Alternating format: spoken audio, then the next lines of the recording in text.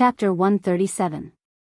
A green leaf rolled a few times from the old eaves tiles, then floated in the wind, swept across the alley, and slowly fell in the distance. In the deserted little shop, there was a pot of hot tea and 2 cups. Hot steam rose from the clear tea and floated in the air, exuding a unique fragrance. "How does it taste?" "This is a rare top-grade tea." Lu Chen asked Old Ma.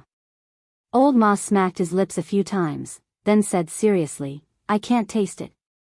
It feels similar to my crude tea." "Brute." Lu Chen glanced at him disdainfully and shook his head. He picked up the teacup in his hand and took another sip, saying, "Smell the aroma and taste the mellow aftertaste in your mouth. It's at least 10 times better than those lousy teas of yours." Old Ma grinned and said, "I still feel that my black tea is strong enough, comfortable to drink. This tea is too bland, there's no taste at all." Lu Chen waved his hand at him. It seemed that he had already given up on this fat man's taste. Old Ma laughed, kicked a package from the side, and put it on the table, then said to Lu Chen, "These are the things you want, they're all bought. I say, why do you want these messy things for no reason? Those bones can barely be regarded as spiritual materials, but what do you want the cinnabar charm brush for? Do you want to draw talismans?" He stared at Lu Chen and said, "I don't remember you learning this skill." Lu Chen laughed in ridicule as he casually took the bag and placed it by his side, and then he said bluntly with disdain, "Let's not talk about whether I know talismans or not. Just based on my natural talent, I know everything I learn. How much do you know about me? Stop bragging." "Why do I feel that it's you who is bragging?" The alley outside the house was deep and quiet, and the fragrance of tea lingered in the house. 2 people sat facing each other. "Last time you asked me to investigate the matter of those 2 women, there was some news recently." Old Ma lowered his voice and said to Lu Chen. Lu Chen's hand that was pouring tea paused for a moment before he said, "Go ahead." "There's nothing unusual about Su Qingjun, but that little girl from the Bai family seems a little strange." Lu Chen frowned slightly and didn't say anything. "Speaking of which, these 2 people are really difficult to investigate. Right now, they are treasures in the eyes of the various families, and it is too late to guard them to the death. Fortunately, the 2 of them are very famous, so some stories and rumors still spread in private." Old Ma didn't immediately point out what was strange, but sighed first. "Rumor?" Lu Chen glanced at him and said, "Can that thing be trusted?" Old Ma shrugged and said, "There's no other way. These 2 girls are now closely watched by the 2 aristocratic families and the Kunlun party. If the investigation is a little too big, it will alert the enemy, so we can only take it slow. Do you want to hear these rumors? If not, then wait for a while and see what else I can find out." Lu Chen took a sip of tea and said, "Since we have nothing to do, let's hear it. Su Qingjun has been the legitimate daughter of the eldest branch since she was young, and her talent was confirmed early on, so she has always been doted on by the Su family and is seen as a pearl in the palm. Every step she took was the best. She hired the best teachers to study and learn how to read. She cultivated the best and most suitable cultivation methods and divine arts. She was intelligent, knowledgeable, and well-mannered. On top of that, she was born with a beauty that would cause flowers to blush and the moon to block the moon. In any case, I have never seen such a perfect woman."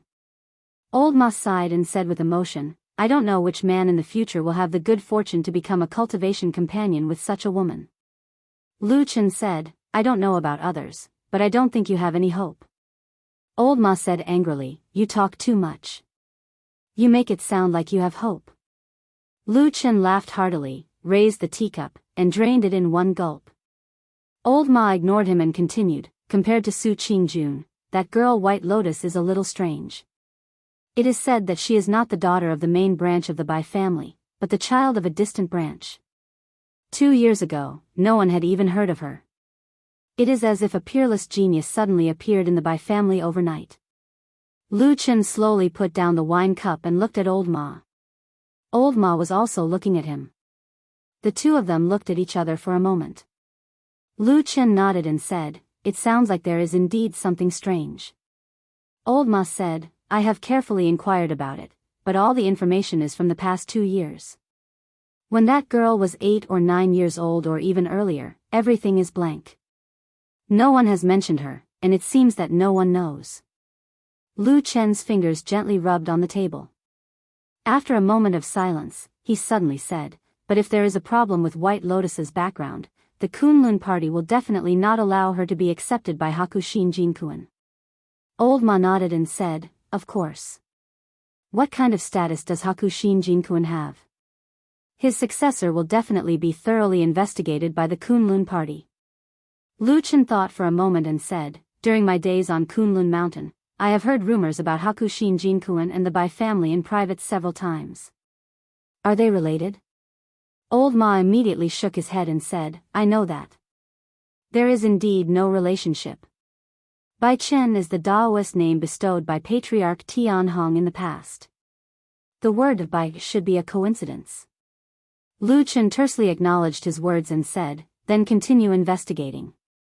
Let's slow down on Su Qingjun for now.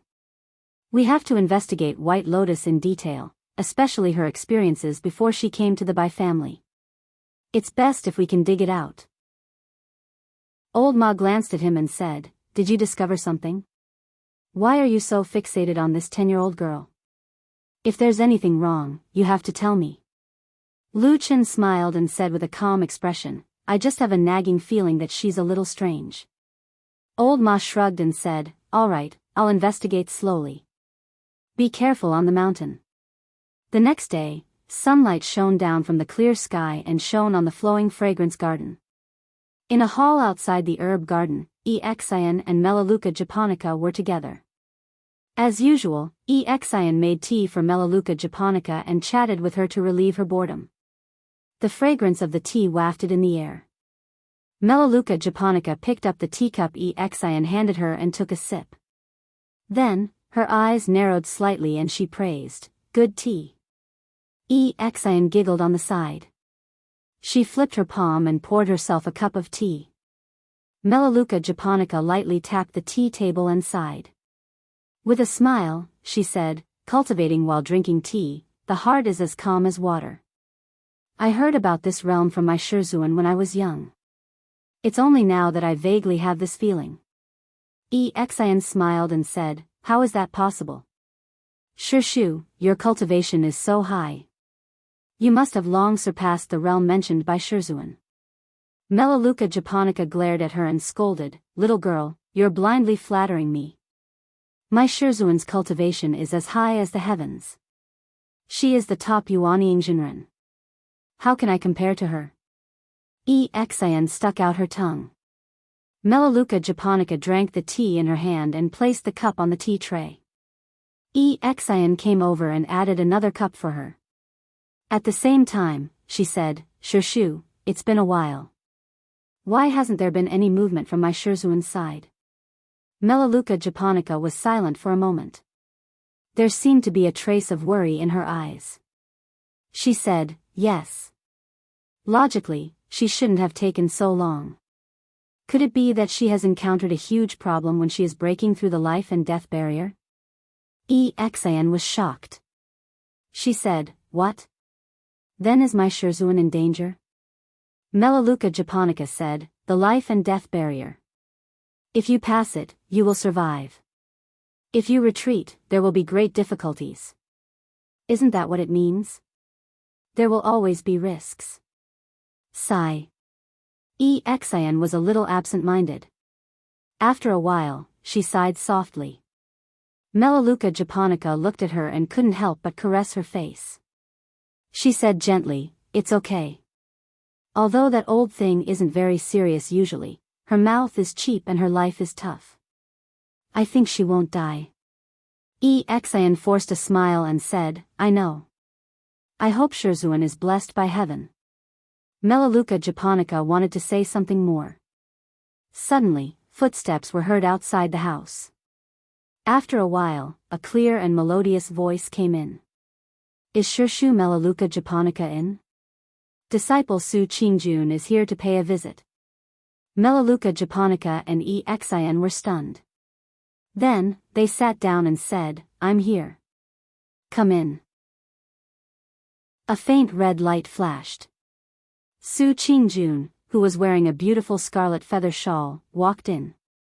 She first bowed to Melaleuca japonica and smiled. "Greetings, Shirshu Melaleuca japonica." Melaleuca japonica smiled. "You are now Jean Dan Friar. No need to be so polite. Come and sit with us."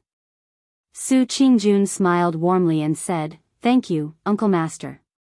She walked over as she spoke. Exian stood up and smiled at Su Qingjun. "Sister Su, you are here." Su Qingjun nodded and smiled. "Yes. I haven't seen sister for a few days. You seem to have become more beautiful." Exian smiled. She poured a cup of tea and placed it in front of Su Qingjun. "Sister, have some tea." Su Qingjun thanked her.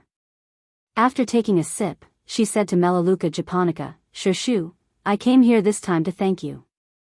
Melaleuca japonica waved her hand. "It's just a small matter.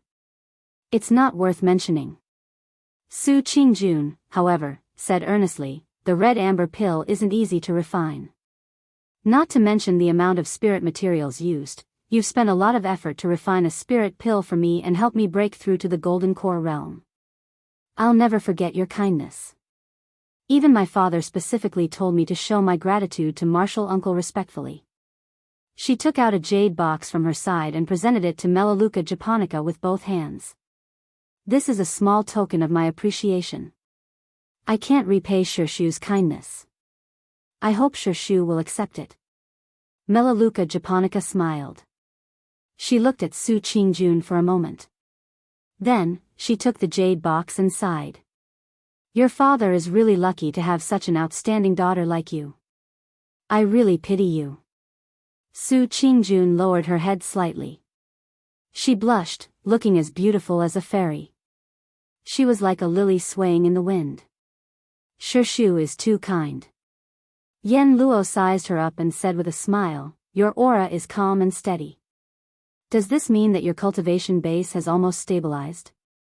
Su Qingjun said, "Almost. But recently, I still feel a little flustered and short of breath when I cultivate. My master has already told me to eat some eagle fruit. It should be able to get rid of it in about a month." Melaleuca japonica nodded. "Yes. The eagle fruit is very beneficial to your dark moon arts. Your master is right." Su Qingjun smiled. She stood up and said, "That's why I came here this time to ask for your help." Chapter 138. Melaleuca japonica was a bit surprised and said, "Eagle fruit is precious, but it can still be found. You can find it in the Bai Chao Tang Medicine Hall on the mountain and in the many spiritual material shops in Kunwa City at the foot of the mountain. You don't need my help." Su Qingjun smiled and seemed a bit embarrassed. She said, "Martial Uncle, my master means that I like freshly picked eagle fruit the best."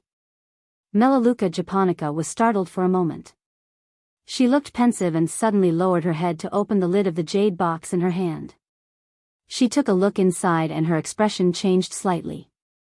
Then, she became silent.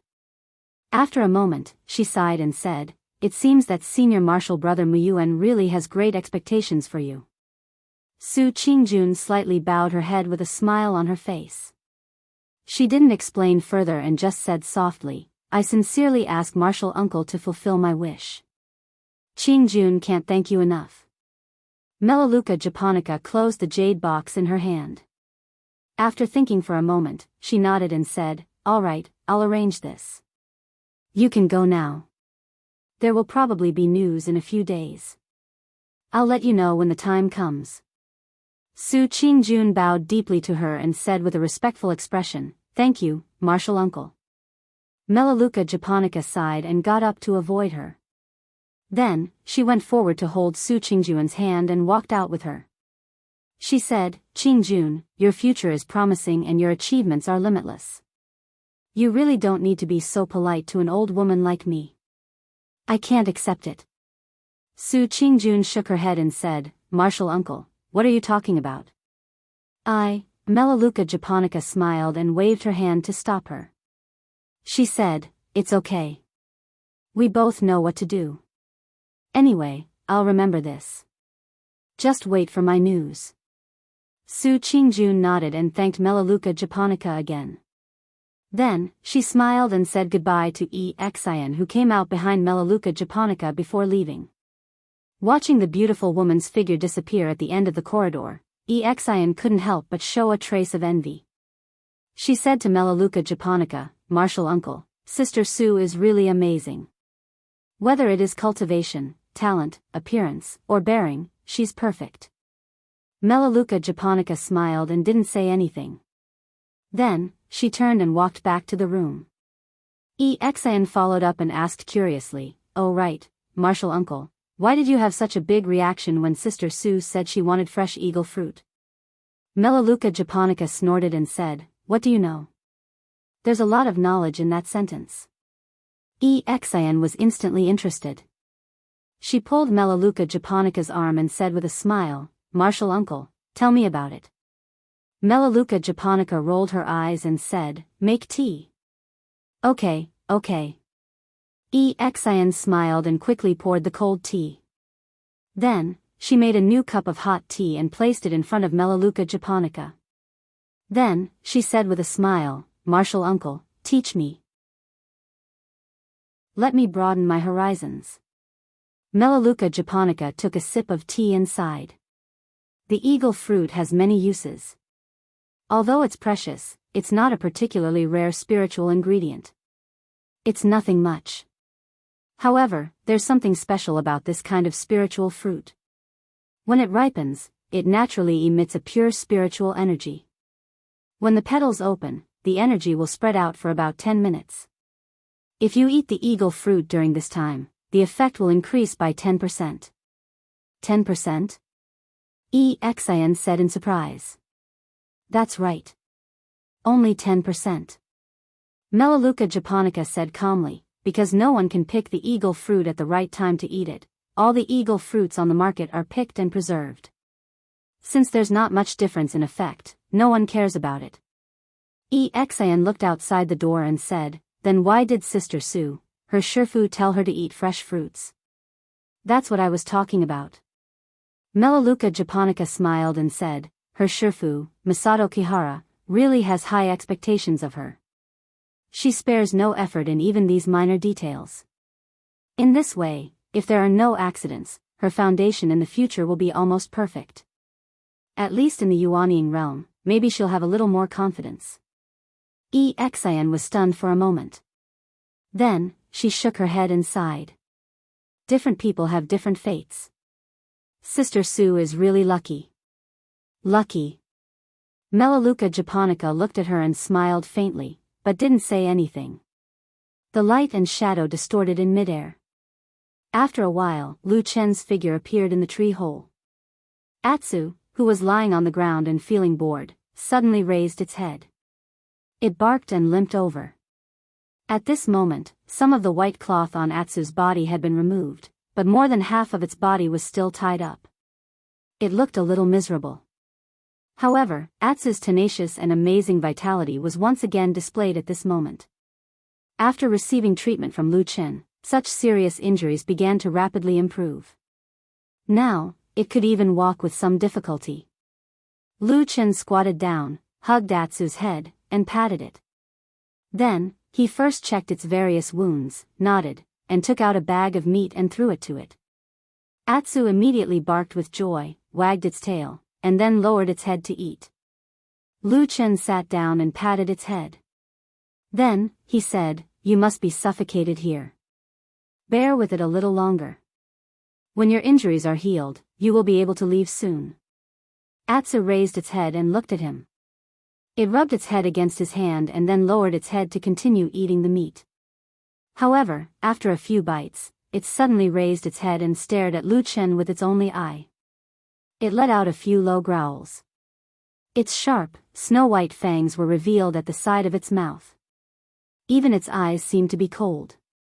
It was just like those bloodthirsty and crazy black jackals on the Black Armor Mountain in the Land of Chaos. The ancient bestiality hidden in the depths of blood seemed to be emitting from this black dog bit by bit. Lu Chen looked at it quietly. After a while, he said faintly, "Don't worry. We will take revenge eventually." Atsu looked at him. After a while, it wagged its tail, and then lowered its head to eat the meat again. Lu Chen sat at the side and watched it eat non-stop. He watched as the white cloth gradually recovered its vitality and its shiny black fur, as well as the aura of a wild beast that was gradually revealed. Lu Chen remained silent. It was another day when the morning light shone down. The fresh air turned into a gentle breeze, blowing over the top of the flowing fragrance garden. Most of the handyman disciples came here on time to work, so did Lu Chen. But this day was a little different from usual. Jean Dan Fryer, who was in charge of this area, came here with another female practitioner, Melaleuca japonica, who had white hair and a ruddy complexion. They then picked 8 people according to the name list and told them not to plant their own spirit herbs for the time being. Together, they came to the other side of the garden to a relatively independent and wider spiritual field. There were many trees planted in this spiritual field, all of the same kind. Some had already borne fruit, and the fruits were different from the others. They were green with red, oddly shaped, and somewhat resembled an eagle's beak. Lin Xing did not immediately lecture them. Instead, he had been standing on the side with Melaleuca japonica, whispering to them. The other 8 handyman disciples stood silently beside the spiritual field, many of them looking puzzled. Lu Chen was among the 8. Coincidentally, He Changxing was also there. When he turned around to look at the people around him, he saw He Changxing. He Changxing seemed to be looking at him as well. For some reason, He Changxing looked much better than before. He no longer had that flustered and exasperated look on his face, nor did he have that violent temper. He looked much gentler. He even smiled at Lu Chen and nodded at him when Lu Chen looked at him. But if one looked closely, one would vaguely find that there was a trace of strange doubt hidden in the depths of He Changxing's eyes.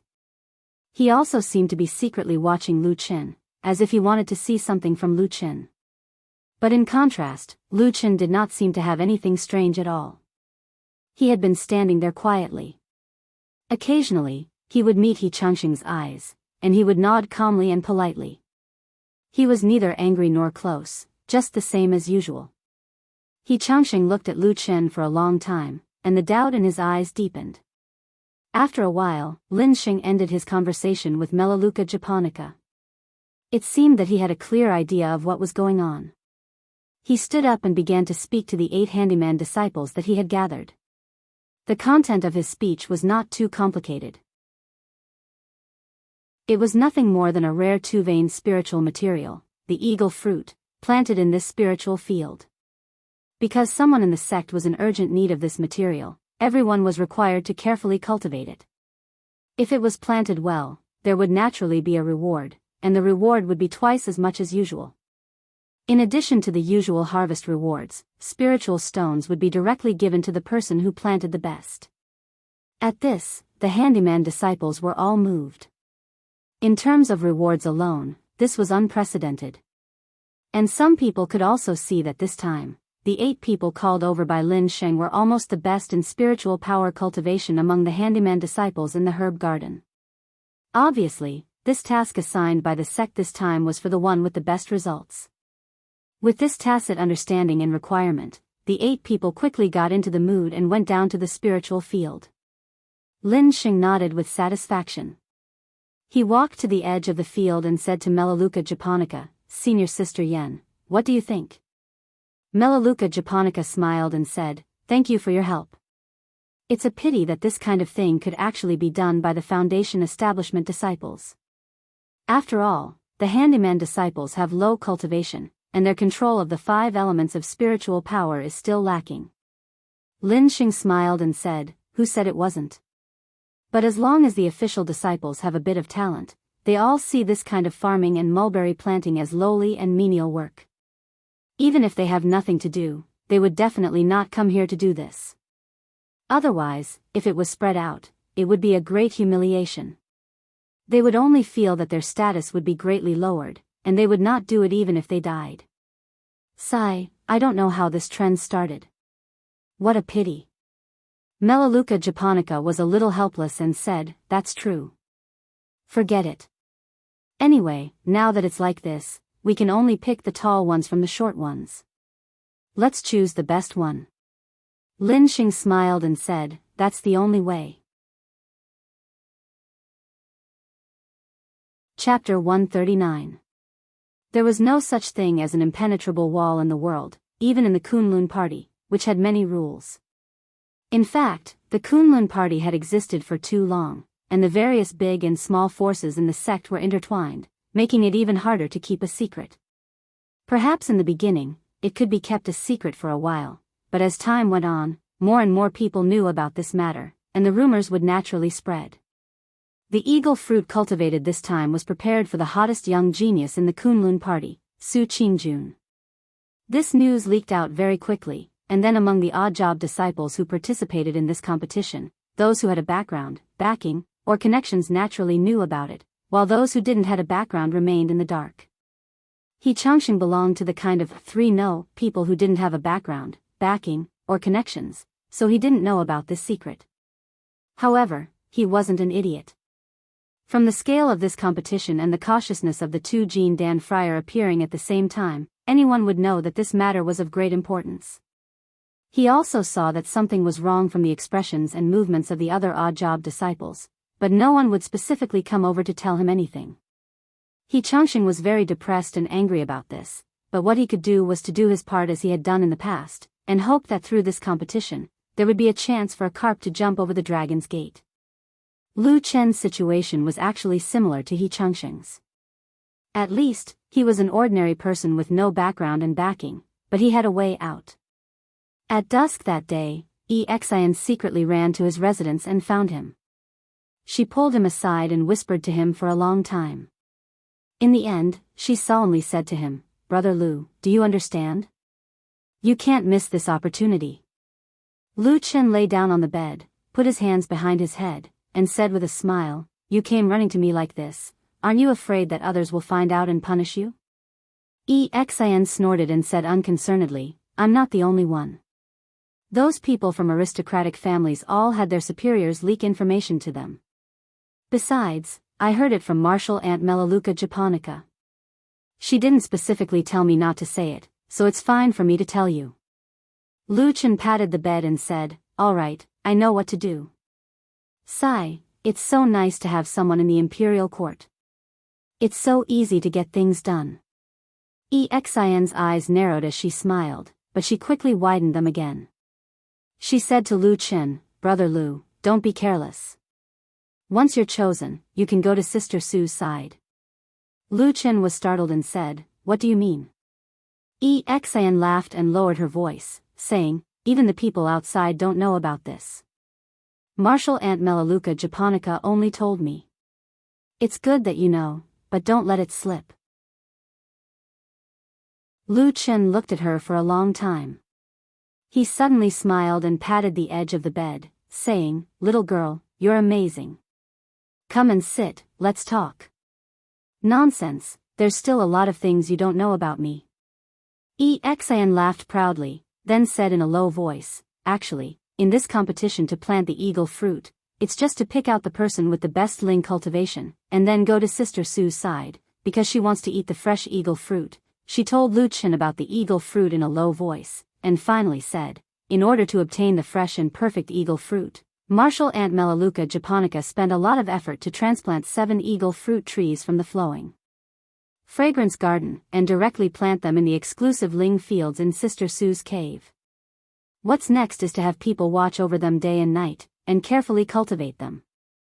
The date of bearing fruit is almost set. One tree will bear fruit every 3 days. When it bears fruit, people will be called immediately, and when it's ripe, it will be eaten without any delay. In this way, in 21 days, it will be a success. Sister Su's serene moon arts will no longer be obstructed, and she can cultivate all the way to the peak of the Jean Dan realm." Lu Chen fell silent after hearing this, and after a long while, he nodded and said, "So that's how it is."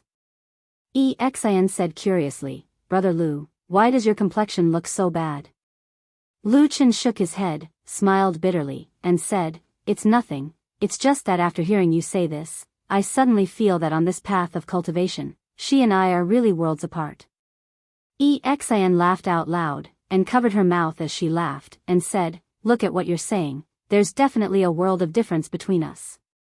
Not to mention that Sister Sue's family is rich, with countless wealth and goods, even if it's natural talent, the difference is still too great. So, Sister Sue is a genius, she was born with a good life, and can't be forced.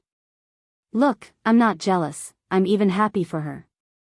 Lu Chen looked at her, and smiled after a while, and said, you're right, natural talent can't be forced. Exan nodded, and then warned him, in short, Brother Lu, you just have to know. If you can be chosen this time, not only will Sister Sue owe you a favor, you might even have the chance to get closer to her. With this friendship, in the future in the Kunlun party, no one will dare to bully you. Lu Chen smiled, and said, all right, I understand. Exan stared at him, and seemed to be even more nervous than when she was competing herself. She clenched her fists, and said, you must win. Lu Chen patted his chest, and said, it has to be me, don't worry. Exan laughed, and seemed to have some trust in him, and seemed to be full of confidence. The cultivation of the eagle fruit was not easy. This kind of spiritual fruit grew on the eagle fruit tree, and its trunk was slender, and its root system was developed. To adjust the spiritual energy of the 5 elements in the soil of the spiritual field was much more strenuous than normal spiritual grass, and it basically took a whole day. The odd job disciples who were chosen to participate in this competition were all very hard-working, but due to their limited cultivation, after a whole day of cultivation, they all looked pale and exhausted by dusk. When the sun set, everyone left. Different from the grass garden, even if the odd job disciples left, this special spiritual field was still guarded by Melaleuca Japonica's people, in case of any accidents. When Changxing left, he was quite satisfied, especially when he saw that there were people guarding the spiritual field, and he felt a lot more relieved. The disciples of the rich and powerful families were really evil, colluding with each other to suppress ordinary disciples like him. They were really evil. Fortunately, the Kunlun party was a righteous sect, and there were good people like Melaleuca Japonica and Lin Sheng, who were fair and just, so he did not enter this sect in vain. If he really had the opportunity to cultivate in the future, he would definitely thank these 2 benefactors. With this thought in mind, he walked back to his house.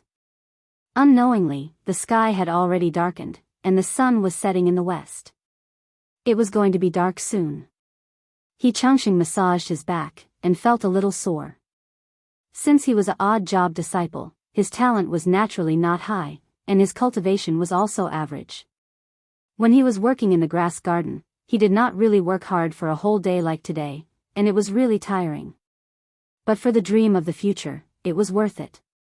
He was thinking about the beautiful future, and like every ordinary young man, he dreamed that one day he would stand out from the rest of the world, and his cultivation would be the best in Kunlun. By then, all the Yuanying Jinren, including the sect leader, would kneel at his feet, and countless beautiful female disciples, with Su Qingjun as the leader, would look at him with deep affection, and softly ask to be his Taoist companion. These days were really too good. When he pushed open his door and walked in, there was a smile on the corner of his mouth, and he could not help but whistle. At this moment, a palm suddenly flew from behind the door, and heavily chopped the back of his neck, and even faintly heard a low muffled sound. Changxing's eyes rolled, and without even making a sound, he directly fell forward. Behind him, the door of the house slowly closed. The night was dark, and the mountain wind blew. The darkness was like a nightmare, always entangled him, and made Changxing feel very painful. But inexplicably, in that darkness, he recalled the first half of his life. He once had a family. However, the biggest impression that his family had left on him was that the family had declined ever since he was young. From his grandfather's generation to his father's, it seemed that everyone was reminiscing about the glory of their ancestors, and then complaining and cursing at the reality in front of them, feeling indignant. But reality was reality. In the midst of complaining and cursing, the family still continued to decline uncontrollably. When he grew up, the He family was already destitute. He was very poor and dejected. Apart from the old house, he had nothing. However, he still remembered the obsession of his father and grandfather. He reminisced about the glory of the past that he had never seen. Gradually, he regarded restoring this glory as his duty. No one can stand in my way, and I will definitely restore the reputation of the family. I will succeed in my cultivation, become a spiritual master, and then rebuild the family business, marry a... No, what kind of identity is a spiritual master? Of course, I will marry a lot of wives, have a lot of children, and then buy countless wealth and goods. I will be better than the Su family, the Bai family, and the Lin family in Kunwa City. That beautiful scene seemed to be shining with golden light. He even laughed out loud in his dreams. Then, he woke up. After waking up, he felt pain, as if his neck was being cut open. Then, when he turned his head with difficulty, he found that his hands and feet were tightly bound and thrown on the floor of the room, and there was an oil lamp on the table next to him, illuminating the room. There was another person in the room at the same time. "You're awake?" That person's back was facing him, but for some reason, he seemed to be able to sense that Changxing had woken up. But he didn't turn his head and just faintly spoke. That voice was low and slightly hoarse, and it sounded very unfamiliar. Changxing felt that he had never heard it before, but after a while, he inexplicably felt that it was somewhat familiar. He opened his eyes with difficulty and saw that the person's back was facing him. The person was holding a strange talisman brush in his hand, and he was drawing something on the white wall of his room. The traces drawn by the tip of the brush were as red as blood, and strange lines appeared on the white wall like the grin of a demon. Chapter 140.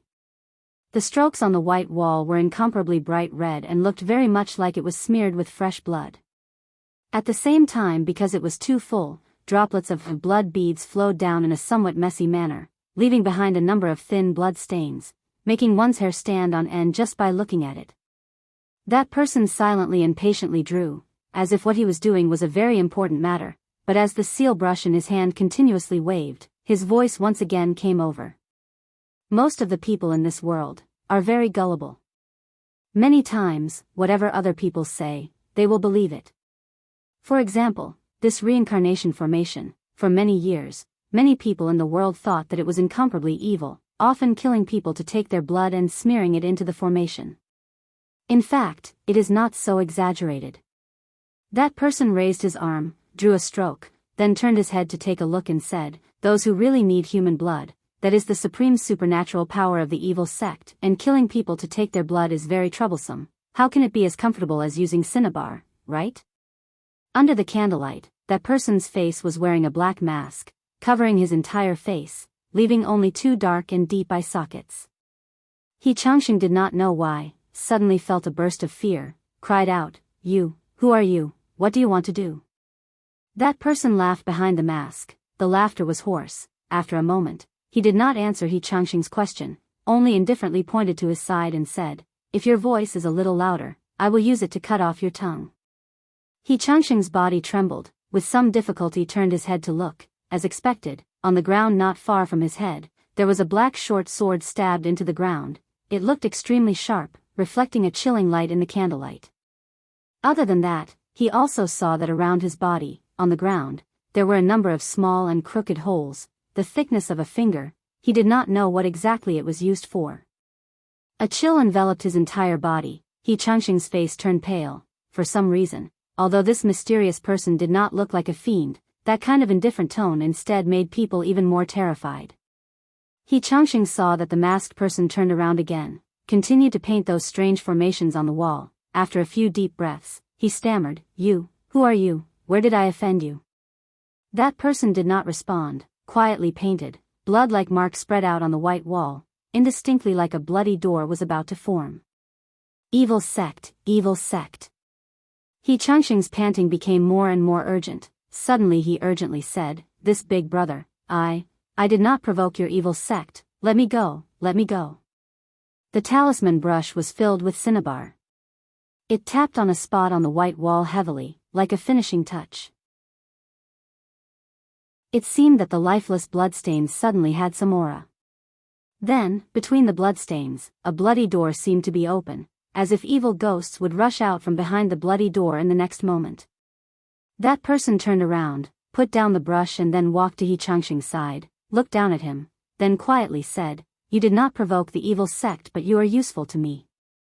He glanced at that mysterious and twisted horrifying blood door on the white wall, quietly laughed and said, "I have searched for a long time and still could not find those companions, so, I can only think of a way to let them come out themselves."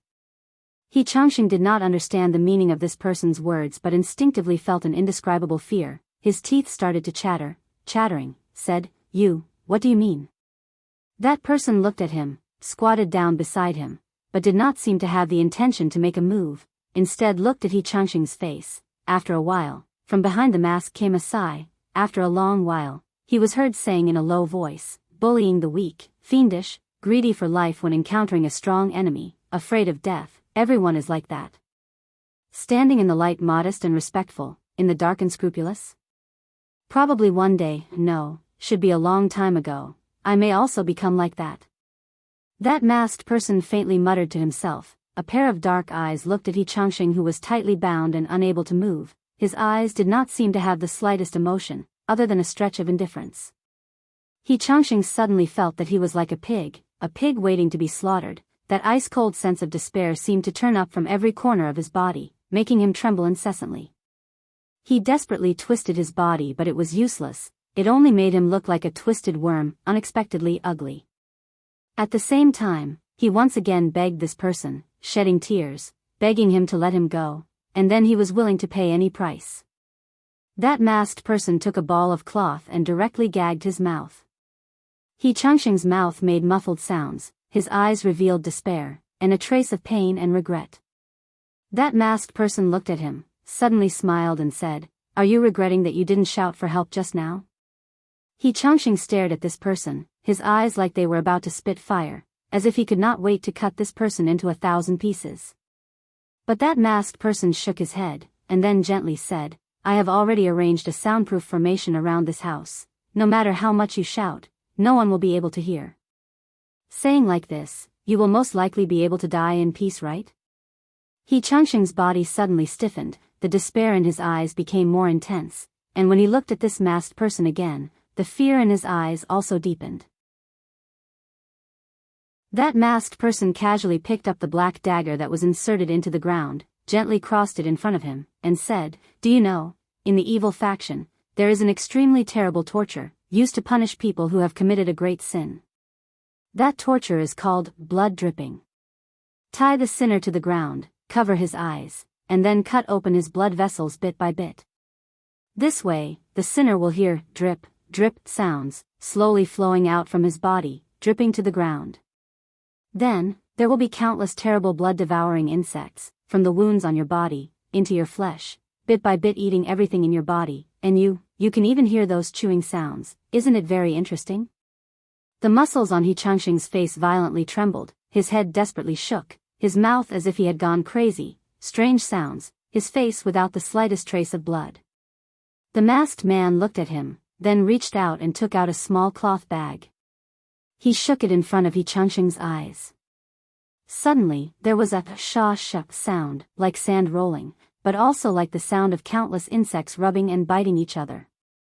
Heartwarming's mouth cried out, "Ah," twice, his eyes stiffened, with indescribable fear staring at that small bag. After a moment, his lower body was wet. The masked person put down the bag, took out another item, it was an eye mask, and then slowly put it on Heartwarming's face, quietly said, "Let's begin." Heartwarming wailed, struggled with all his might, but right now, like a fish on the chopping board, in the end, it was useless. Soon, his eyes were covered by a black blindfold, and he was completely drowned in darkness. An icy chill, like a merciless blade, fell on his right wrist.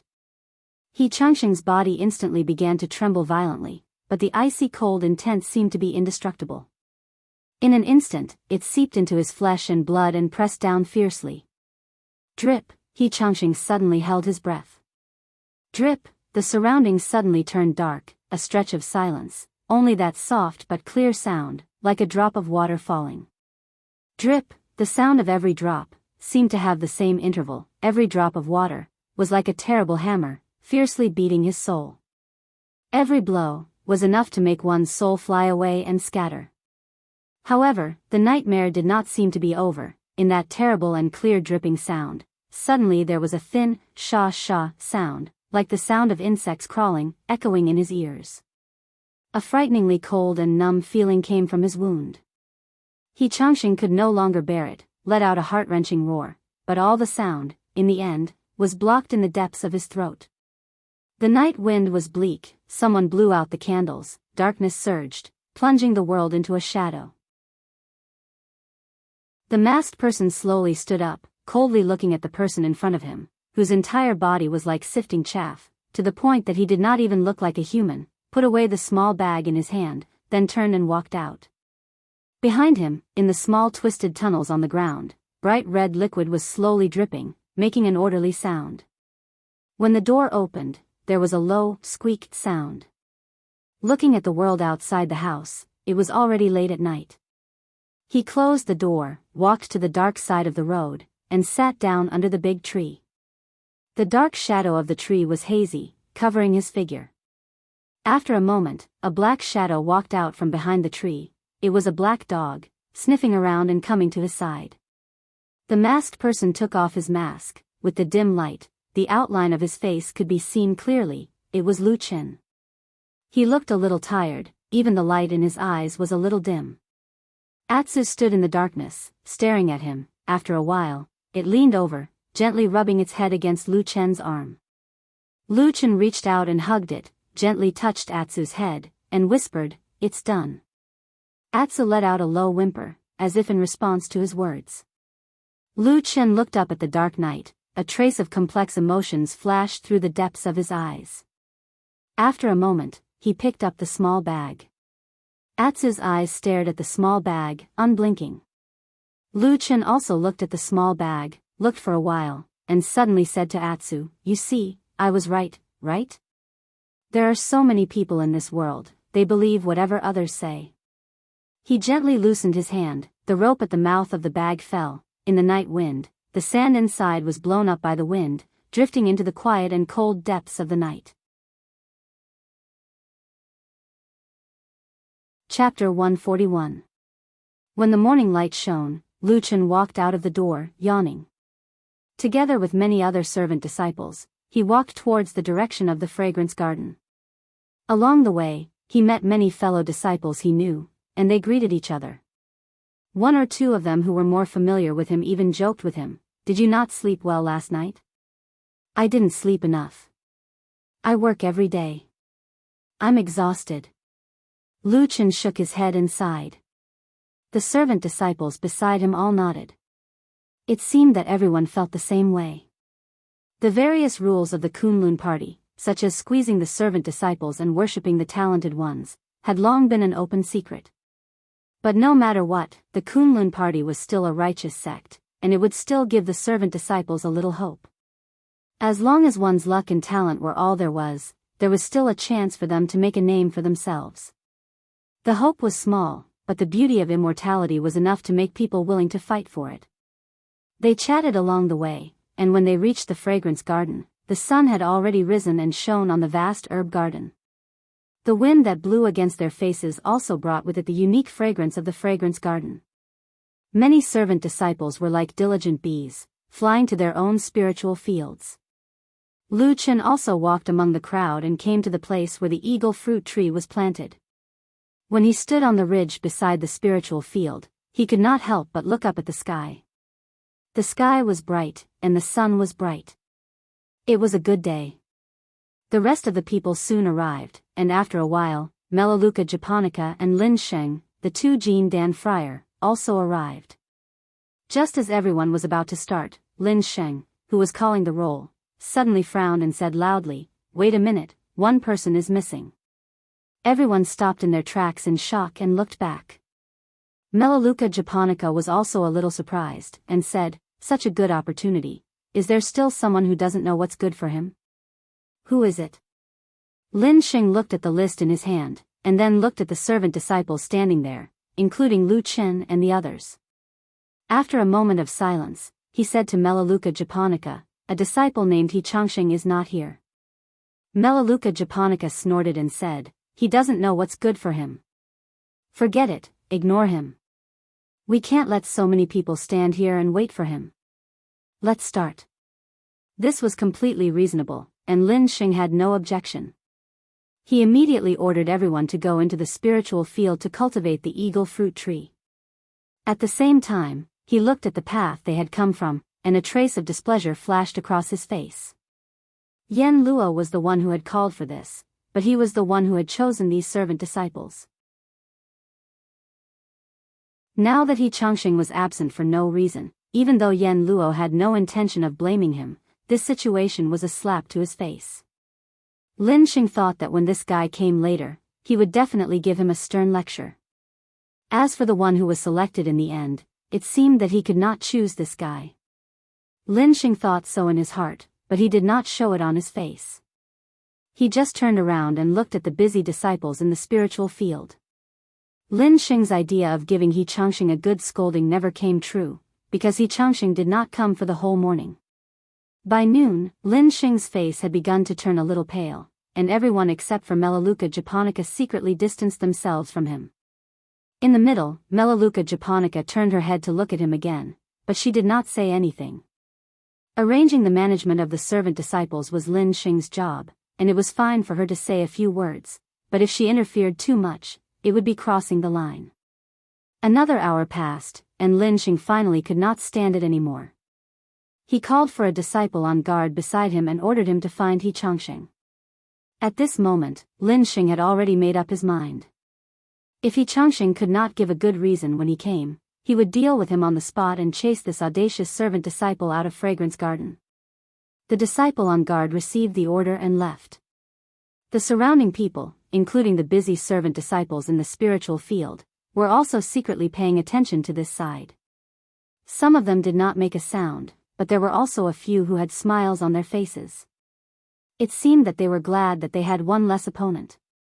The quiet mountain breeze blew through the herb garden, and the sunlight from the sky seemed to be gentle as well.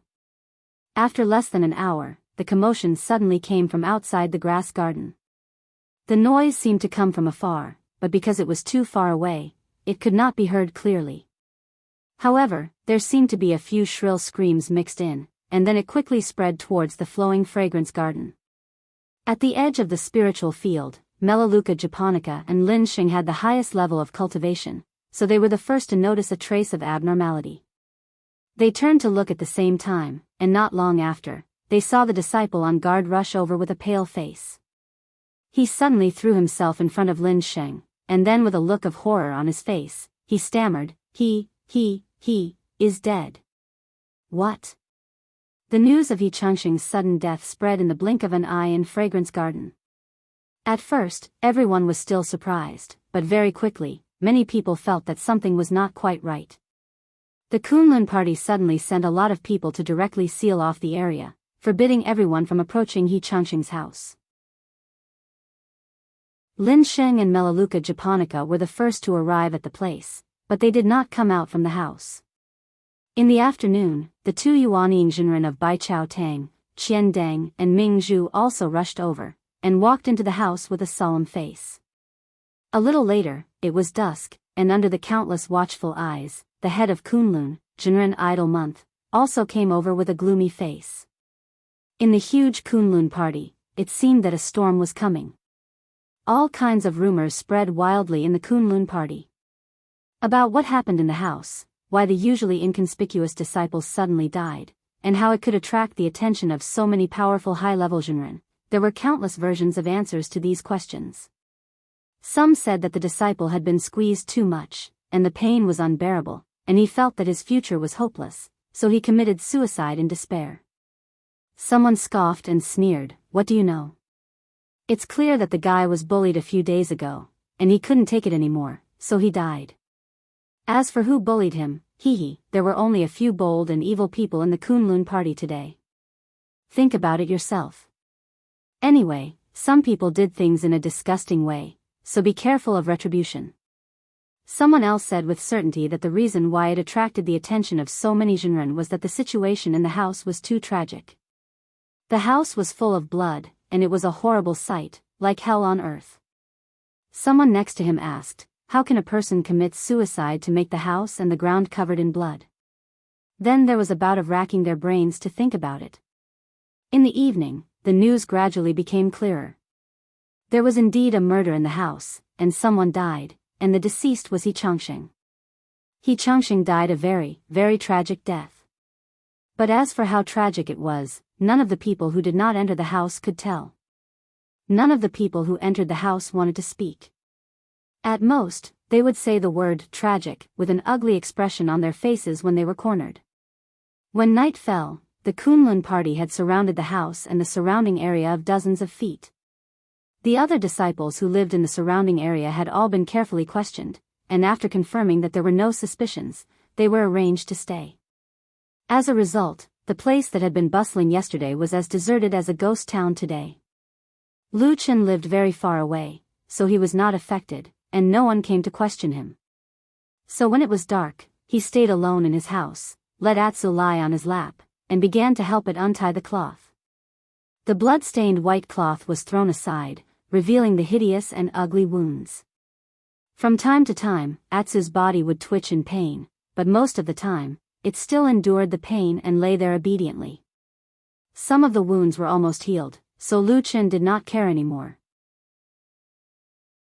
He only replaced the most seriously injured parts.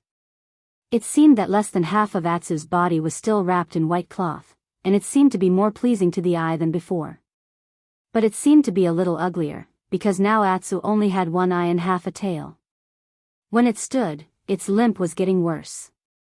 Only the terrifying scars on its face seemed to add a little more murderous aura to it, making it look a lot fiercer. "It's almost healed." Lu Chen looked at the black dog in front of him, then patted its head and said softly. Atsu responded to him and wagged its tail. Lu Chen looked at it and saw that half of its tail was wagging, which looked a little funny and weird. He could not help but sigh, then he smiled and said, "When it's healed, you have to be careful when you go out to play." In Atsu's one eye, a dark green light flashed, and then it leaned its head on Lu Chen's knee, quietly snuggling up to him. And in a place that Lu Chen could not see, under the layer of dark green light, there was a very faint black, swaying a little.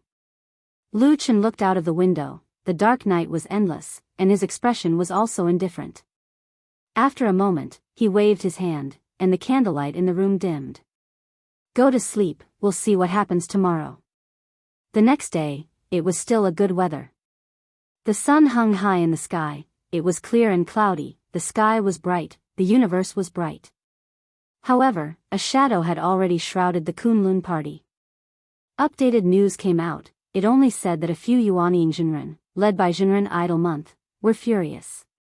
The reason was, in that house, Enchanting, who died a horrible death, may have been killed by the people of the Devil Sect of the Three Realms. This was the first time in decades that the Devil Sect killed so brazenly in the Kunlun Mountains, and they showed their horses and carriages, directly revealing their identity. Of course, this was undoubtedly a painful slap in the face of the entire Kunlun sect. How could the Idle Moon Immortal and the others not be incomparably furious? While he was dealing with Enchanting's funeral affairs, he was also cursing the person in charge of the patrolling guards until his face was covered in dirt. When the head of the Heavenly Soldier Hall of the Kunlun party, Dukan Jinren, was summoned to Jinren Idle Month's place, he saw a few Jin Dan Friar, who were usually high and mighty, retreating with a pale face. Jinren Idle Month seemed to still be angry, his face was livid, he only nodded when he saw Dukan Jinren, then he did not say any empty words, he directly asked Dukan Jinren, "Your disciple, how is he now?" Chapter 142.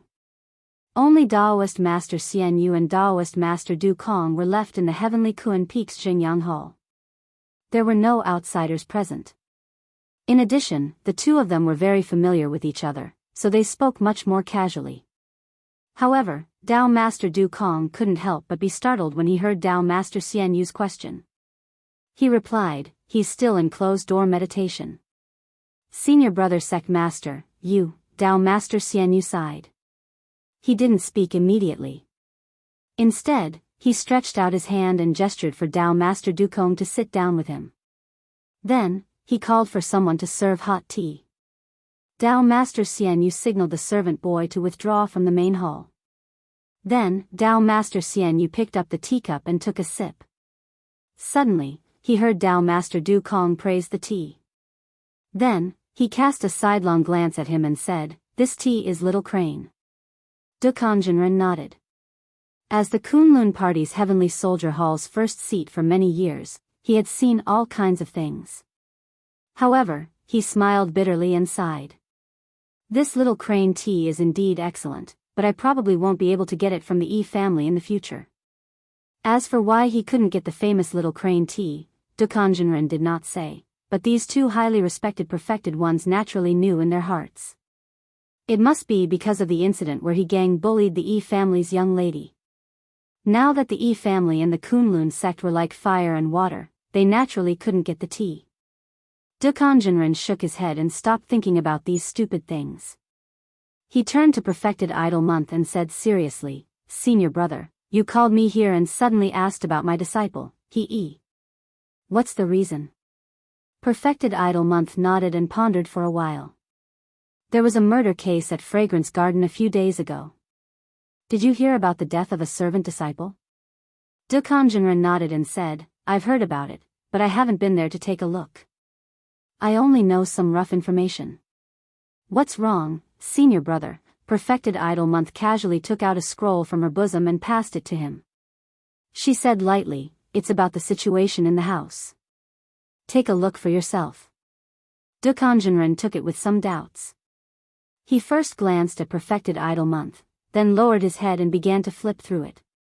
But as he read, his eyebrows frowned slightly, his expression became more and more solemn. For a moment, in the huge Zhengyang Hall, there was only the sound of him flipping pages. After a while, Du Kongjinren finished looking at everything. His face had already become somewhat unsightly. He said in a deep voice, "The evil cult is actually so insolent, they are really going too far." As he spoke, he seemed to have thought of something and looked at Perfected Idol Month. After hesitating for a while, he said, "Senior brother, such a thing happened, and you suddenly asked about He just now. Could it be that you want him to let him come to see me?" Perfected Idol Month stretched out her fingers and rubbed between her eyebrows. She said lightly, "I know you have high expectations of He, but his younger brother did indeed provoke public anger in the matter a few days ago. As the elder brother, he also did something wrong. It's inevitable to punish him." A trace of joy appeared on Du Kongjinren's face. He stood up and said, "Of course. In fact, if it wasn't for senior brother sect leader who came forward to mediate for me that day, Qiandeng and Mingzhu from Baichao Tang might not have been willing to let this matter go so easily. I have always been grateful for this." Perfected Idol Month nodded. She looked at Du Kongjinren with a trace of satisfaction in her eyes. She said, "It's good that you know what you are doing. After the battle in the desolate valley 10 years ago, the evil cult has been on the decline for many years. Very few people in the sect had contact with those evildoers. Only your disciple, He, met with an accident in the land of chaos a few years ago. He fought with the remnants of the evil cult several times. I heard that it was a few years." 3 years. Du Kongjinren immediately replied, "That child is strong-willed and unyielding. Because his family members died in the hands of the evil cult's demons, he hated the evil cult to the core. Therefore, he fought with those evildoers in the land of chaos for a long time. After 3 years, both sides suffered heavy losses before he returned to the mountain. But in terms of understanding the situation of the evil cult in our sect, there's no one better than him." Perfected Idol Month smiled and said, "I also thought of this, so, of course, if you think that he is in closed-door cultivation and it will affect his progress, it's not good for me, absolutely not." Du Kongjinren immediately opened his mouth and said resolutely and decisively, "Senior Martial Brother, I'm not an old fool. This is a chance that Senior Martial Brother is giving him, allowing him to come out of closed-door cultivation in advance. And the aristocratic families in Kunwu City can't say anything in front of the threat of the evil cult. We, master and disciple, will always remember this kindness in our hearts." Perfected Idol Month smiled and seemed to be a bit emotional. She said, it's good that you know. All these years, there have always been people who are dissatisfied with my position as the sect head. They always say that when my master retired to the Winter Peak, the position of sect head should have been passed on to Martial Uncle Tianlan. Alas. Junior martial brothers like Qiandang and Mingzhu also have ambiguous attitudes towards this. Only you, who have been in charge of the Heavenly Soldier Hall for many years, have always firmly stood on my side. Dukan Jinren sneered and said, Senior martial brother, don't be angry. Who doesn't know what those people are thinking? They just want to take the opportunity to suppress us so that they can occupy more things on the strange peak in the sky. Ridiculous. What's more, when the position was passed on, we were all standing in this Xingyang Hall. Even Martial Uncle Tianlan hasn't said anything yet. Since when did they have the right to complain? He cupped his hands and said seriously, Senior martial brother, don't worry. Those clowns definitely can't overturn the sky. Even if we take 10,000 steps back, Martial Uncle Bai Chen is still on the Winter Peak. I don't think they dare to act recklessly. I'll call He over to greet Senior martial brother now. If you have any instructions, just tell me. I'll ask that kid to do his best to help you catch this evildoer of the evil cult hiding in the dark. He definitely won't let Senior martial brother down. Immortal Idol Month nodded with a smile and said, that's good. Dukan Jinren turned around and left. He walked vigorously and was obviously very happy. For a person of his cultivation and temperament, this was also rare. However, from this, it could be seen that Dukan Jinren really liked his disciple He from the bottom of his heart and had deep expectations for him. Encountering this kind of thing, he seemed to be happier than encountering a happy event. Immortal Idol Month watched Dukan Jinren leave. He was the only one left in the huge Xingyang Hall. He turned around and sat silently for a while. Suddenly, he sighed softly and his face showed some inexplicable tiredness. With his master, who was a perfected lord of Huashan sect, still alive and he was sitting in the position of sect leader, those people still dared to make irresponsible remarks from time to time. Did they really have the guts? With just a few perfected masters in the Yuanying realm? Immortal Idol Month smiled bitterly and his face gradually became heavy. He was afraid that those people had someone backing them up. In the fragrant garden, the competition to plant the eagle fruit tree was disrupted by this sudden murder. Not to mention the others, even the leader, Melaleuca japonica and the two Jin Dan friar Lin Sheng, had not returned for a few days. The remaining odd-job disciples looked at each other and did not know what to do. However, life still had to go on. In these days when all kinds of rumors were spreading wildly, everyone still came to the spiritual field as usual. Although they did not know if the competition could continue, they still had to do their work. It was just that some people slacked, some worked more, and some seemed to be especially serious. This person who was especially diligent and serious was Lu Chen. Every day when it was time for him to work, he did not slack off and honestly did all the things that he had to do. When he was free, he would gather with the others on the ridge of the fields and discuss the ups and downs of the past few days in a lively manner. He talked about that unfortunate person who died a violent death and together they imagined that if it was really the evil cult's doing, what kind of legendary evildoers would be like and so on and so forth. Everyone did not have much opinion of the gentle and polite Lu Chen. Some even kindly reminded him not to waste his effort. Seeing that the two uncle masters Yen and Lin had not returned for a few days, this matter was probably going to be ruined. Even if it was not ruined, they would at least have to compete again when the time came. Otherwise, if they were not here for the past few days, who could tell if there was anything fishy? Lu Chen smiled and did not say anything.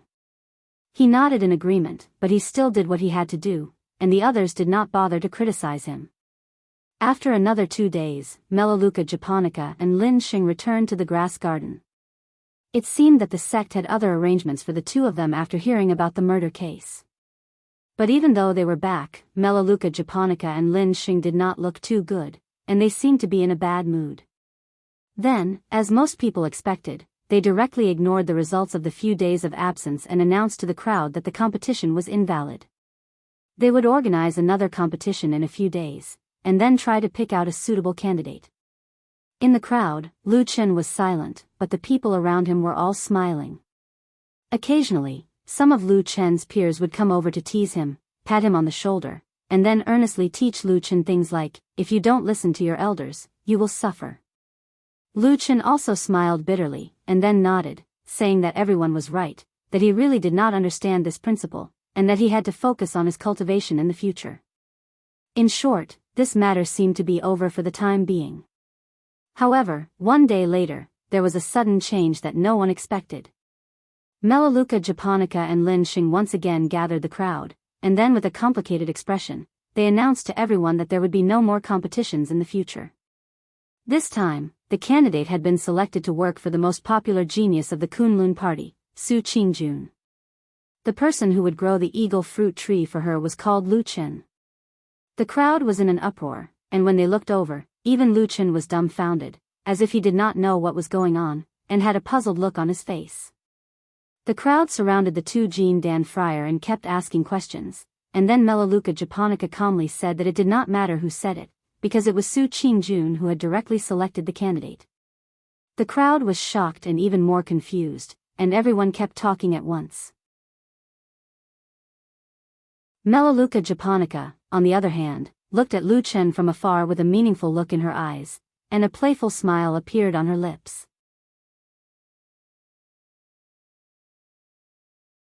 Chapter 143.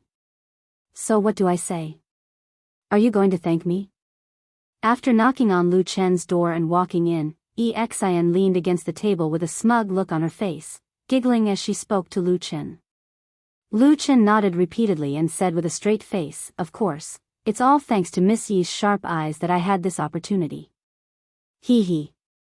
Exin looked even happier. She crossed her arms in front of her chest and said proudly, it can't be helped, I'm just so smart. That day, I ran into Sister Sue on the road. Although I only spoke a few words to her, I could tell from her words that she was very concerned about the eagle fruits. So I thought, if I don't care about other people's matters, how could she not care about herself? Since Martial Aunt Yen and Martial Aunt Lin aren't around, she'll definitely go and take a look herself, right? Lu Chen nodded repeatedly, yes, as if he had suddenly seen the light. You're really too smart, too quick-witted. Exin sighed, a pained expression on her face as she said, it's a pity that the others all think they're so smart. Whenever there's a chance, they'll slack off. Sister Sue is secretly watching from the side, so of course she won't like it. So, looking at your diligent appearance and the fact that you've cultivated the eagle fruits well, it'd be strange if she didn't choose you. So, she said to Lu Chen in a serious tone, Brother Lu, in the future, you should remember this lesson. Don't be reckless, don't be lazy. Okay, I'll remember it all. Whatever you say is right. Lu Chen chuckled, as if no matter what Exin said, he would listen with infinite patience. So much so that Exin herself was a little embarrassed from bragging. She blushed and glared at him. Whatever, did I help you this time? Exin asked. You've been a great help, Lu Chen said. Exin stretched out her hand and said with a smile, then why don't you give me some benefits? Hand it over quickly. How about I devote myself to you? What? Exin was startled. She blushed and said, hey, Brother Lu, you're not being serious again. What are you talking about? Lu Chen laughed and waved his hand. I'm just kidding. How can you joke around like this all the time? When we first met in the land of chaos, you even asked me to marry you. You're too shameless. Lu Chen laughed and said, I asked you to repay me with your body, but you're not willing. If it's my turn to repay you with my body, you're still not willing. Wow, you're too difficult to talk to. Hey, can't you talk nicely, Brother Lu? Exin looked like she was about to jump on the table in anger. Her face was red and even her eyes were watery. Lu Chen shrugged and pulled her to sit down. Then, he said with a smile, okay, let's not joke around. I'm more than 10 years older than you. I can't bully a little girl like you. Oh, But speaking of gifts, I really don't know what to give you. Exian suddenly raised her head and looked at him. Lu Chen didn't notice. He lowered his head and pondered for a moment. Then, he said, how about this? I don't have anything good with me now. When you find a suitable husband in the future, on the day of your wedding, I'll give you the best gift, okay? On the day of my wedding? Exian still looked a little shy, but her eyes were bright and clear, like gentle water ripples, flickering with beautiful, ever-changing, sparkling glimmers as she asked softly. Lu Chen said with a smile, yes. Exian looked at him for a while. Then, she suddenly giggled and said, okay, but you said it yourself. You must want the best thing, the best gift. Lu Chen stretched out his hand and said with a smile, a gentleman's word. Exian nodded her head heavily. She also extended her fair palm and clapped it on his palm. With a clear and melodious sound, she said loudly, it's a promise. Their palms touched for a moment. There seemed to be a trace of an unusual softness in their palms. Lu Chen withdrew his hand and walked to the side of the bed to sit down. As if he suddenly thought of something, he said to himself, let me think, I can't be considered a gentleman, hey. Exian jumped 8 feet high. She rushed over and pushed him down angrily. Lu Chen fell on the bed and laughed. Exian found it funny and angry at the same time. She stretched out her hand and hit him a few times. She said angrily, you're too bad, too bad. You just made a promise and you want to renege on it. You're too bad. The sky was clear and bright, and the world was clear and bright. The majestic Kunlun mountain range stood on the earth. It was like a majestic giant. In its embrace, there were countless living beings. It also hid unknown darkness and shadows. When the warm sunlight fell on the house, everything looked so quiet and peaceful. There was almost no one around. Therefore, the sound of footsteps that broke the silence was unusually clear and loud. 2 people came. They were Dukanjinren and his disciple, He. There were disciples guarding a place about 10 feet away from the house. However, after He handed over Immortal Idol Month's letter, they quickly stepped aside. Several gazes fell on He's face. It seemed that they were more interested in this young man than the respected Dukanjinren. He's face was somewhat similar to his younger brother, He Gang. Of course, that was before He Gang's face was disfigured. They hadn't seen each other for many days. Perhaps it was because he had been in seclusion in the cave for a long time without seeing the sun. He's face looked a little pale. However, other than that, he was full of spirit and energy. His expression was calm.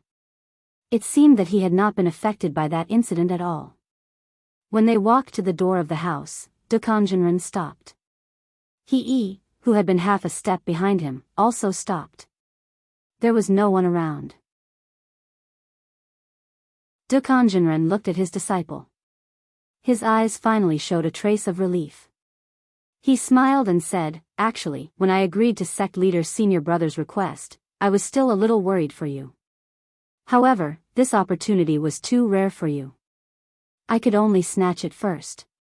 He's face showed a trace of gratitude. He lowered his head and said softly, Master's kindness is too great. It's really hard for this disciple to repay you. However, seeing you like this, I am also relieved. Dukanjinren didn't care. He smiled and said, I was worried that the incident would be too big of a blow to you. It would affect your temperament and confuse your cultivation. Now, it seems that not only have you not been affected, but you have also made progress. You should be only one step away from breaking through the Jin Dan realm, right? He smiled. His face was calm and determined. He didn't say anything. Dukanjinren nodded and said, you are right. You have not achieved your potential yet. You should hide and endure. If you can use this setback as a sharpening, it will be very beneficial to your cultivation in the future. As he spoke, he seemed to think of something. He smiled faintly and said, now, everyone in the sect thinks that Su Qingjun is a genius. I don't think so. In the future, her achievements may not be able to surpass yours. Even with He Yi's calm temperament, he was shocked when he heard this. He said, Master, what do you mean?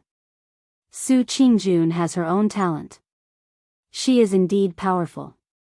However, the reason why she can break through the Jin Dan realm so early is that the Su family and her master, Mu Yuan, have been sparing no effort to accumulate all kinds of spiritual materials and resources. This is also an important reason. The Su family hopes that there will be another Yuanying Zhenren in their family. For this, they can do anything. As far as I know, her master, Mu Yuan, has an even greater ambition. Greater ambition than Yuanying Zhenren. He Yi's expression changed slightly. He said softly, You mean martial uncle Mu Yuan wants junior sister Su to become a perfected cultivator? Of course. Dukan Zhenren sneered and said, Mu Yuan is the leader of the iron branch of our sect. He has long been dissatisfied with the decline of the iron branch for many years. However, with his ability, how can he shake the Kunji? After all, there are two perfected cultivators, Bai Chen and Tianlan, in the Kunji. Therefore, if the iron branch wants to prosper, the only hope is for a peerless genius to rise up and become a perfected cultivator in the divine transformation realm. In this way, there will naturally be a storm and a meteoric rise. He Yi was silent. After a moment, he nodded and said, Master is right. It's no wonder that Shibwa Kihara takes good care of junior sister Su. I heard that he is extremely demanding in his cultivation. He doesn't allow any mistakes and doesn't allow any regrets. At this point, He Yi also smiled and said, It must be hard for junior sister Su to cultivate under such heavy pressure and bravely advance all the way to where she is today.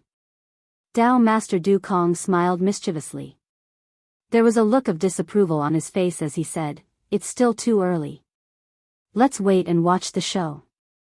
He paused for a moment, then looked at He Yi and said, In short, the path of cultivation is long and dangerous. You still have a long way to go.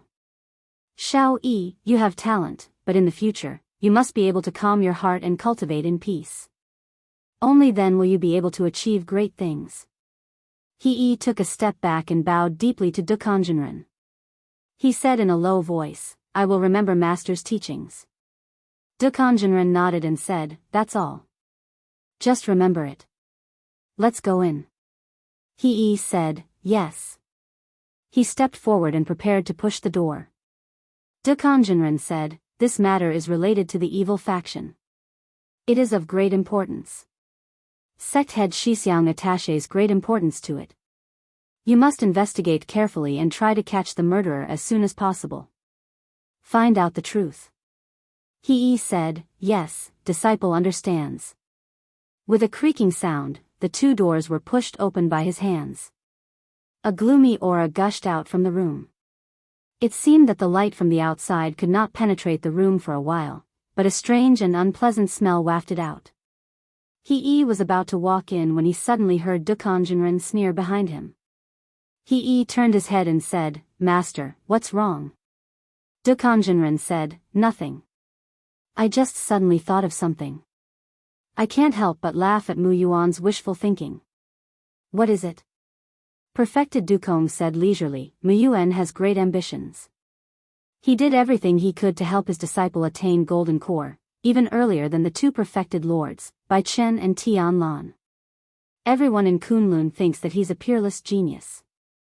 But he only cares about being happy. He did not think about whether the two powerful peerless Zhenren of Kunlun are happy about their Tieji's method or not. With that, Dukan Zhenren laughed alone. He Yi stood at the side and looked at the house not far away. Looking at the deep darkness inside, he suddenly felt a chill in his heart for no reason.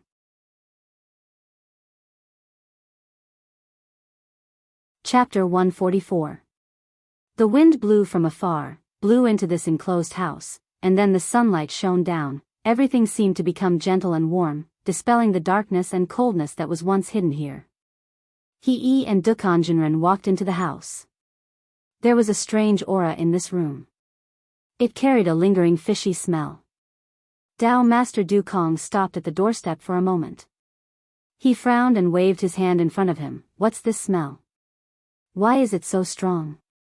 In contrast, he did not have too obvious reaction. He quickly walked forward and opened the window. As the light shone in, the scene in the house was immediately revealed before their eyes. Bright red. This was the first shocking scene that they saw. The white walls of the house and the floor were covered in a blood-red color, as if countless people's blood had been splashed on them. It was a ghastly sight. Moreover, it seemed as if the blood of countless people had been deliberately painted on them, forming a complicated and incomprehensible pattern. He looked at the bloody patterns on the wall, his pupils slightly contracted, then turned his head, looked into the house bit by bit, and finally landed on the ground in the middle of the house. There was an empty space. Looking at the curved length, it seemed to be a human shape. He turned and glanced at Dukanjinren. Dukanjinren nodded and said, "He died there." He squatted down, looked at the finger-thick cracks on the ground. In the cracks, there were still many remnants of bright red, just that many places had already dried, looked like blackened blood stains. "How is it? Did you see anything?" Dukanjinren asked behind him. He looked somewhat solemn, frowned, and after a moment of silence, said, "The blood pattern formation in this house is called reincarnation formation. It is an extremely high-level formation in the evil sect. Ordinary disciples are unable to set it." His finger lightly brushed past the edge of a crack on the ground. It was unusually not rough, and at a glance, almost all the cracks, thicknesses, and sizes were exactly the same. One could imagine what a horrifying scene it would be if there were countless amounts of fresh blood flowing through these cracks. Let's not talk about the cultivation level of the person who set up this formation, but this technique is extremely authentic. He's voice sounded a little low, but his eyes were unusually bright and sharp, as if two balls of fire were burning in them. The array patterns, the positions, the angles, the spiritual energy, the 8 gates of life and death, the Tao of reincarnation, and all the important parts of the reincarnation array, he set them up perfectly. Dukanjinren walked to his side and said in a low voice, "You mean," he coldly said, "there is no way to fake this kind of formation. It must be the work of a core member of the evil cult. Moreover, his position must be extremely high. Only then can he have such a skillful and authentic method." Dukanjinren took a deep breath and said, "If that's the case, I will immediately go back and report this matter to sect head's senior brother. Shao Yi, I will leave this matter to you. I will also leave sect head's senior brother's warrant with you. If necessary, you can deploy some of our Kunlun party's hidden resources. At the same time, with this warrant, no one below Jean Dan Friar can refuse to answer your questions. What if it is a Yuanying realm Shu or Shibua?" He suddenly asked. Dukanjinren's expression changed slightly. He looked at He and said, "What do you mean by this?" He's expression did not change. He only said softly, "I just want to be safe, so I asked first." Dukanjinren seemed to be hesitant about this question. After pondering for a moment, he said, "Yuanyingjinren's side is indeed not easy to handle. But this matter involves the evil cult. The responsibility is huge. Let's do it this way. If you really need to ask any Yuanyingjinren, it's better to report to sect head's senior brother first. Let him decide and summon them. Otherwise, your way of doing things is really too easy to offend people." He nodded and said, "Thank you, Master, for your understanding." Dukanjinren sighed. He took another look at the bloody scene in the room. He could not help but cursed in a low voice. He then turned around and left. He did not leave with his master. From this moment onwards, his biggest mission was to start tracking down that mysterious evil cult member. He slowly walked to the white wall. He carefully looked at those blood-colored patterns. He then leaned forward and sniffed. Then he used his hand to lightly rub on a red mark. It was indeed cinnabar. He's eyes revealed a look of understanding. But then a trace of deep worry flashed past. The evil cult had been on the decline for many years. He had not heard of such a person for a long time. Could it be that a demon from the evil cult who had been living in seclusion for many years had suddenly appeared? But if it was that kind of demon, why would he make a move on He Changsheng, such an unremarkable person who was not even an official disciple. And even set up such a terrifying reincarnation formation? Was it worth it? Was it not worth it? He stood in the room with his brows tightly furrowed. His gaze was as sharp as a sword. He slowly turned around and looked at the blood-red color that was almost everywhere around him. At a certain moment, he seemed to have a strange illusion. It was as if he was surrounded by a dense blood-red fog that surrounded him. And in the depths of the fog, there must be a huge secret. He slowly closed his eyes. Standing in this silent and lonely blood-red room, there seemed to be soundless waves around him. But he did not seem to feel it. He only softly muttered to himself. "Who are you? What do you want to do?" Lu Chen left the fragrance garden. Under the envious gaze of many people, he went to Su Qingjuan's cave abode. As the most prominent young genius of the Kunlun party, the newly promoted Jin Dan, and Su Qingjun, who had a strong background, naturally lived in an extraordinary place. It was on a Xian peak that was filled with spiritual power. Halfway up the mountain, there was a large cave abode that was opened up in the flying goose platform. Compared to the situation where the servant disciples lived in groups, there were only 4 caves on the entire Xian peak. And on the side of the flying goose platform, there was only Su Qingjuan's cave abode. Looking from afar, one could see the immortal's qi rising and the clouds rolling down the cliff. Ancient trees and old vines could be seen everywhere. In the distance, there were cries of apes and birds nearby. It could be said to be an immortal's paradise. It was the immortal's cave abode that every cultivator in the world dreamed of. Standing on the flying goose platform, Lu Chen was also a little emotional and dazed. He did not speak for a long time. "Are you stunned?" A sweet voice came from the side. It was Exan. Lu Chen sighed and said, "Yes, this person is too different from other people." It was rare that Exan did not argue with him. Looking at the picturesque scenery in front of her, a look of envy appeared on her face. She said, "Indeed, when I came here for the first time, I was also stunned."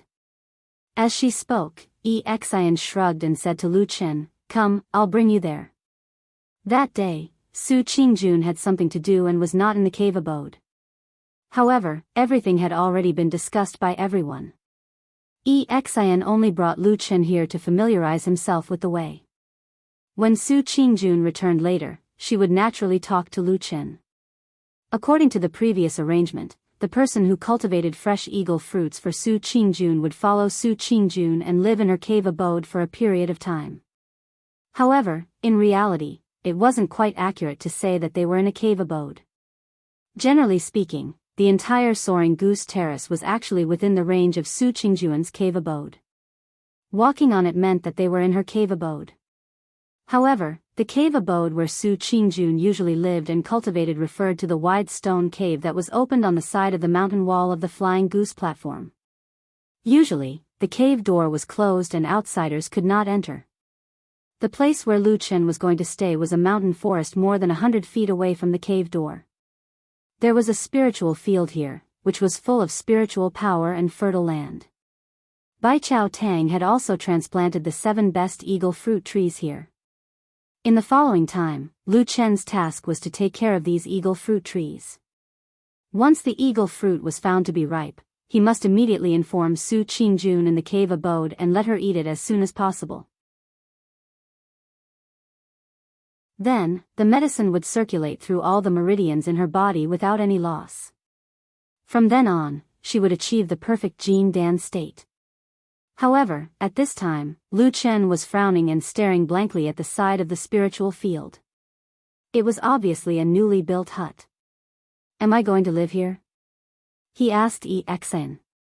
Exan glared at him and said angrily, "Isn't that nonsense? Do you really want to live in the cave abode over there?" Lu Chen shook his head and said with emotion, "Not really. But isn't it too shabby to prepare a hut for me? Hey, you're just a servant disciple. Don't talk as if you're already Jin Dan Friar, okay?"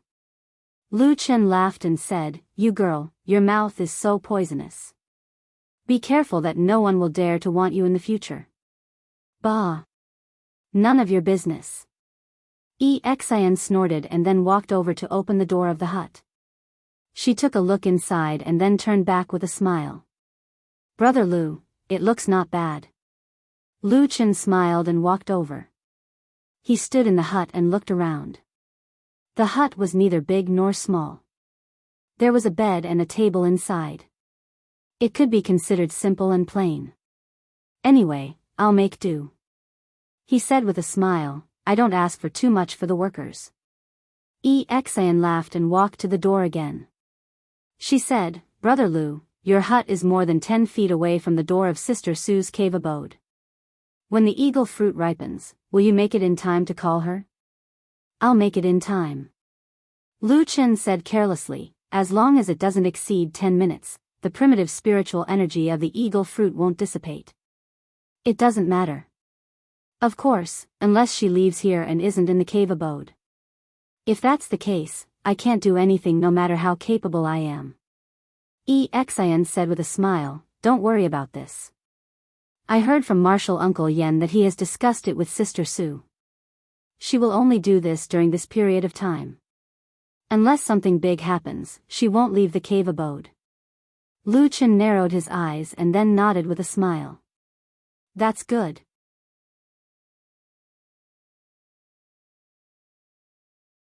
Chapter 145. Su Qingjun returned to the Flying Goose Terrace abode on Purple Cloud Peak in the afternoon. By this time, Exin had already left. Lu Chen put down his luggage, tidied up the hut, and went to work in the spirit field outside the hut. The spirit field was about 2 acres in size. The 7 eagle fruit trees were transplanted here, spaced very loosely between each other. This was also to provide these precious spirit materials with sufficient spirit energy and nutrition. Lu Chen carefully looked at the eagle fruit trees one by one. After he had an idea, he chose a few trees that looked the most likely to bear fruit first and cultivated them. When he was tired, he sat down on the embankment to rest. Looking at the hut on the other side, he couldn't help but smile bitterly. He muttered to himself, "After living in a hut for so long, I finally managed to live in a brick house, and now I'm living in a hut.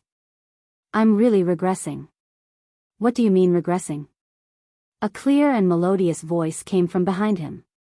Lu Chen turned around and saw Su Qingjun standing on the embankment not far away. She was looking at him. Lu Chen laughed and stood up. "I was just joking." "It's fine." Su Qingjun didn't laugh. Instead, she looked at Lu Chen seriously and said, "Lu Chen, the eagle fruit tree is very important to my cultivation. I don't want anything to go wrong." Lu Chen was stunned. He seemed to have never expected that Su Qingjun would actually attach such importance to this matter, so he straightened his expression and said, "Don't worry, Senior Sister Su. I fought hard for this matter, so I naturally have to do a good job. I absolutely won't be perfunctory or overlook it." Su Qingjun nodded and said, "That's good." After saying that, he seemed to have thought of something again. He hesitated for a moment, looked at Lu Chen and said, "In addition, if you do this well for me, I will definitely reward you handsomely. Moreover, it will definitely be much better than the usual practice in Liuxiang Garden. In short, I will definitely not let you go back to where you were before. You can rest assured about this." A rare trace of embarrassment flashed across Lu Chen's face. He smiled bitterly and said, "Then I thank you very much." Su Qingjun nodded to him, then turned around and walked towards the cave residence. But at this time, Lu Chen suddenly called out to her, saying, "Shiji Su, I'm sure you know this eagle fruit's character. I'll take good care of it, and once it's ripe, I'll call you. But since I want to do this well, I still have to discuss it with you face to face. During this period of time, you can't leave the cave at will." Su Qingjun nodded and said, "Of course. I've left the mountain early recently to deal with some chores. For the next 20 days, I'll be staying in the cave residence to meditate. You can rest assured." Lu Chen grinned and said, "Okay." Su Qingjun glanced at him, turned around with an indifferent expression, and walked towards the cave residence in the distance. And Lu Chen sat down again on the ridge of the field, looked at the spiritual field in front of him, and then looked at the blue sky above his head. Seeing the blue sky and white clouds, as clear as a wash, he couldn't help but sigh in his heart. He laughed softly and said, I've made a name for myself in farming. If there's day, there's night, and if there's light, there's darkness. When Lu Chen stood under the clear and bright sky, sighing with emotion on the fairyland-like flying goose platform, feeling that there were still some bright and beautiful things in life, in another place in the Kunlun Mountains, he, who was walking on the mountain road, felt a trace of coldness in his heart. He always felt that the place in front of him was a little dark. The Kunlun Mountains were very large, and most of the places were bright and spacious. Just like the famous sect, the Kunlun Party, it was full of righteousness and awe-inspiring momentum. But such a large cultivation sect, of course, it was impossible for everything to be as it seemed on the surface. At least in the eyes of He, the mountain he was heading to at the moment, the place hidden in the shadows behind the mountain peak, was dark and cold.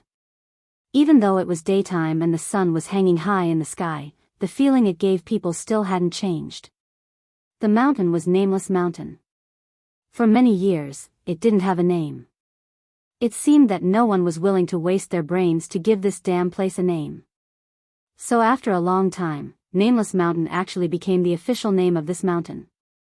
Nameless Mountain was a small mountain hidden in the Kunlun Mountains. It was surrounded by tall mountain ridges, so most of the light was blocked by the high mountains. This small mountain was dark, cold, lonely, and cold. It had never been liked by people. In the shadow of Nameless Mountain, in an even darker corner, there was a house that looked like an ancestral hall. Righteous Grave. He looked at the house that seemed very dark even in the daytime, and slowly read the words on the plaque hanging above the door. A grave was a grave, a place to take in the corpses of the dead. But in the Kunlun Mountains, not all the cultivators of the Kunlun Party would come here after they passed away. For cultivators with profound cultivation such as Jinjuan, Jinren, Jin Dan, and Foundation Establishment, the Kunlun Party would naturally have a beautiful cemetery to bury them. They would enjoy the incense offerings of the younger generation day and night. During festivals, it would be incomparably lively. It was like a completely different world from the Righteous Grave. This dark and cold place took in some lonely and wild ghosts. It took in some people who couldn't enter the bright cemetery of the majestic Kunlun. He Changxing's corpse was placed here. Of course, it was reasonable to say that if they really wanted to investigate properly, this corpse should not have been moved. But even if the Kunlun Party's methods were powerful, they still couldn't keep a corpse in a place where people gathered for a long time. In addition, He Changxing had lived his entire life in obscurity and died without a sound. Of course, he couldn't enter the Kunlun cemetery, so he could only be placed here in the Righteous Grave. The gate of the Righteous Grave was painted black. In this dark shadow of the mountain, it seemed particularly thick and heavy, but it also gave off a somewhat gloomy feeling. He stood outside the gate and gently exhaled. This was also his first time here. Normally, almost no disciple of the Kunlun Party would be willing to come here. He walked forward and knocked twice on the gate of the Righteous Grave. His low and deep voice spread out, but behind the gate was silence. There was no response. He furrowed his brows and used all his strength to knock a few more times. This time, the sound was even louder than before. However, in this silence, the sound that suddenly sounded was like an abrupt howl that made people's hearts tremble. After a moment, the sound of footsteps came from behind the gate. It slowly approached, and then opened the black gate. A thin and old face peeked out from the gap of the gate. For a moment, he couldn't clearly see how old this man was. However, what gave him the deepest impression was the eyes of this old man who guarded the Righteous Grave. There was almost no light in those eyes. There was only numbness and dullness, as if he had reached the final juncture of his life and was about to run out of oil. What's the matter? That pair of cold and numb eyes fell on He's face. Perhaps it was the gloomy atmosphere and dark aura behind him that made He subconsciously shiver. However, he was after all a cultivator with profound cultivation and outstanding talent. He quickly calmed down and then handed over a warrant from his bosom. My name is He. Under the orders of the sect leader, I am here to inspect He Changxing's corpse that was delivered here a few days ago. This corpse watcher did not reach out to receive it. He only glanced down and then looked at He. After a moment of silence, he slowly pushed open the half door and said in a hoarse voice, "Come in." Seeing this corpse watcher move aside, He hesitated for a moment and then stepped into the righteous grave.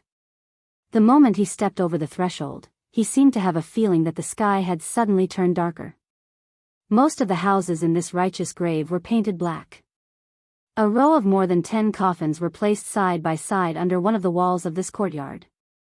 On the other side, there were many rooms in front and behind. Some of the rooms looked pitch black while some of the rooms were lit up with specks of candlelight, emitting a faint light. As if he saw the doubt in He's eyes, the corpse watcher slowly walked past him and said in a low voice, "Those with candlelight are those who have just died. The road to the netherworld is long and hard to walk in the dark. There must be some light to make it easier to walk." He's expression changed slightly. He suddenly asked again, "What about those dark houses?" The corpse watcher turned his head somewhat woodenly and glanced at him. That pair of eyes seemed to have only a turbid haze and numbness. He said, "Those have been dead for a long time. Even their souls have gone far away." He stared at this corpse watcher, his pupils slightly contracted. Before today, He knew about this place called the Righteous Grave, but he had never been here before. Naturally, he would not know that this place was so gloomy and terrifying, and that there was such a ghastly corpse watcher. If he had not confirmed that he was indeed in the Kunlun Mountains and this righteous grave was indeed the Kunlun party's territory, he would have even thought that this person before him was some kind of evil demon.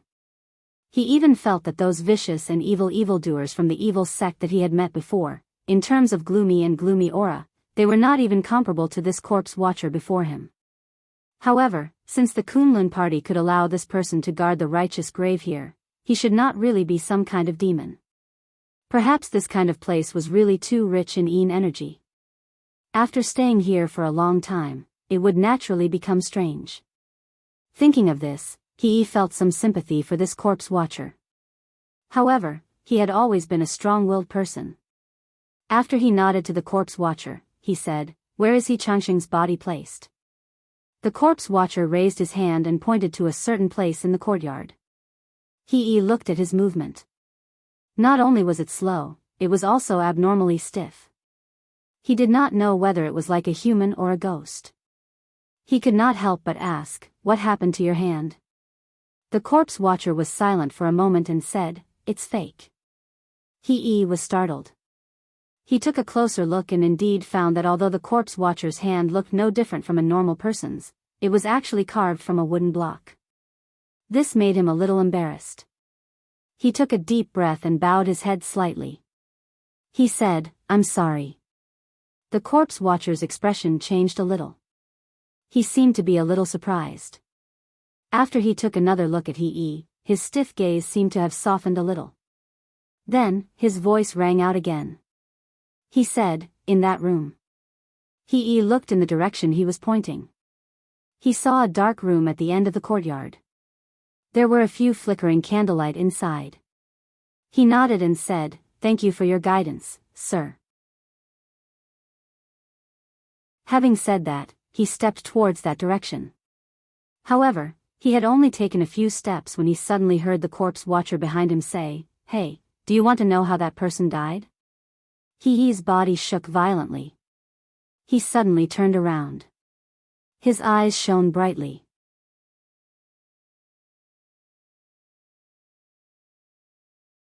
Chapter 146. Nameless Mountain's shadow was heavy, as if even the sun hated this place, and there was rarely any time for light to shine down.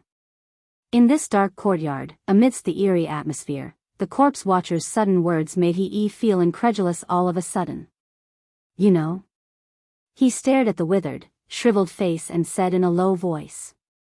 The zombie widened his mouth and let out a chuckle that sounded like a chuckle.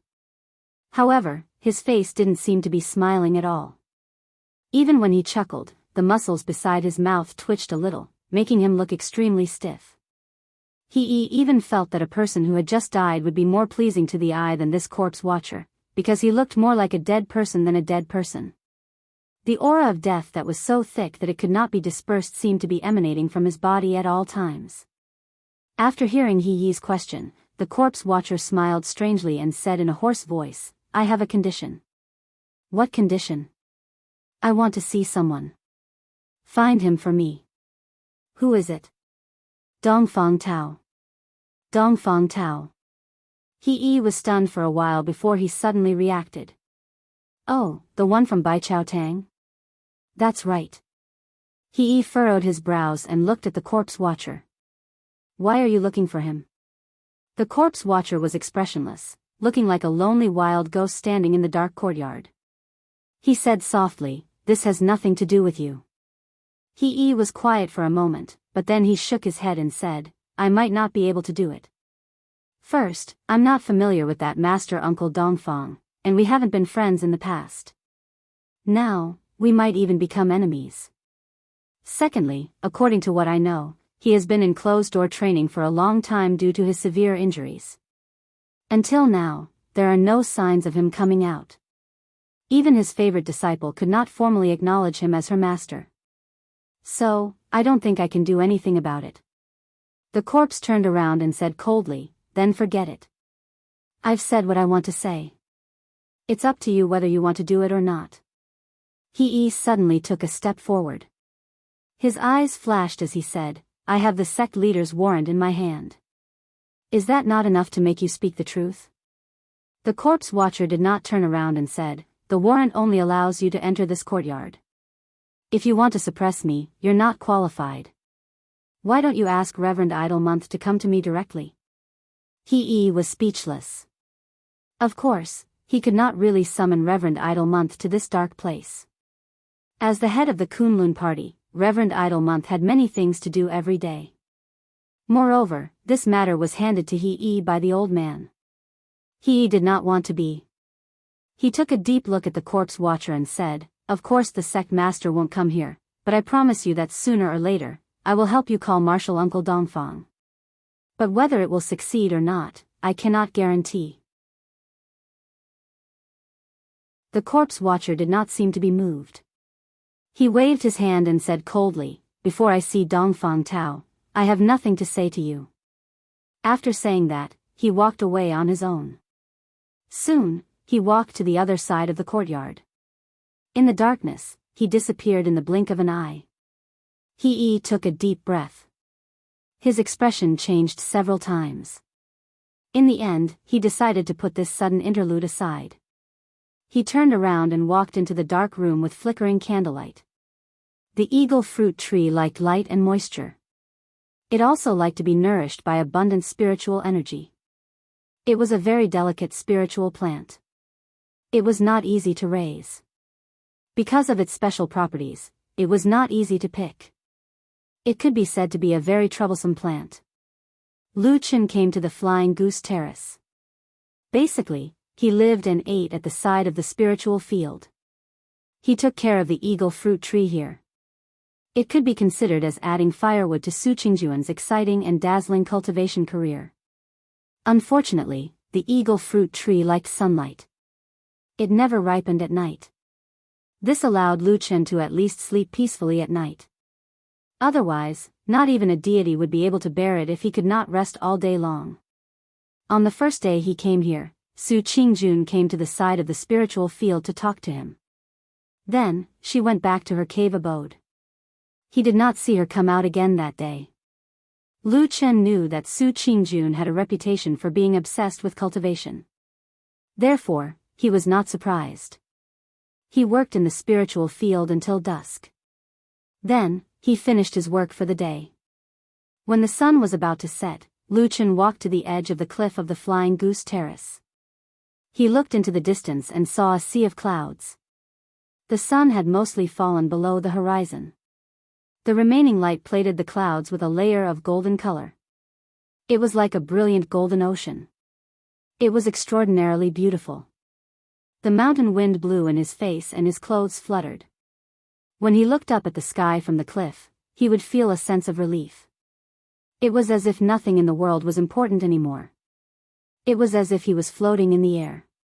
Perhaps, this was the mentality of cultivation?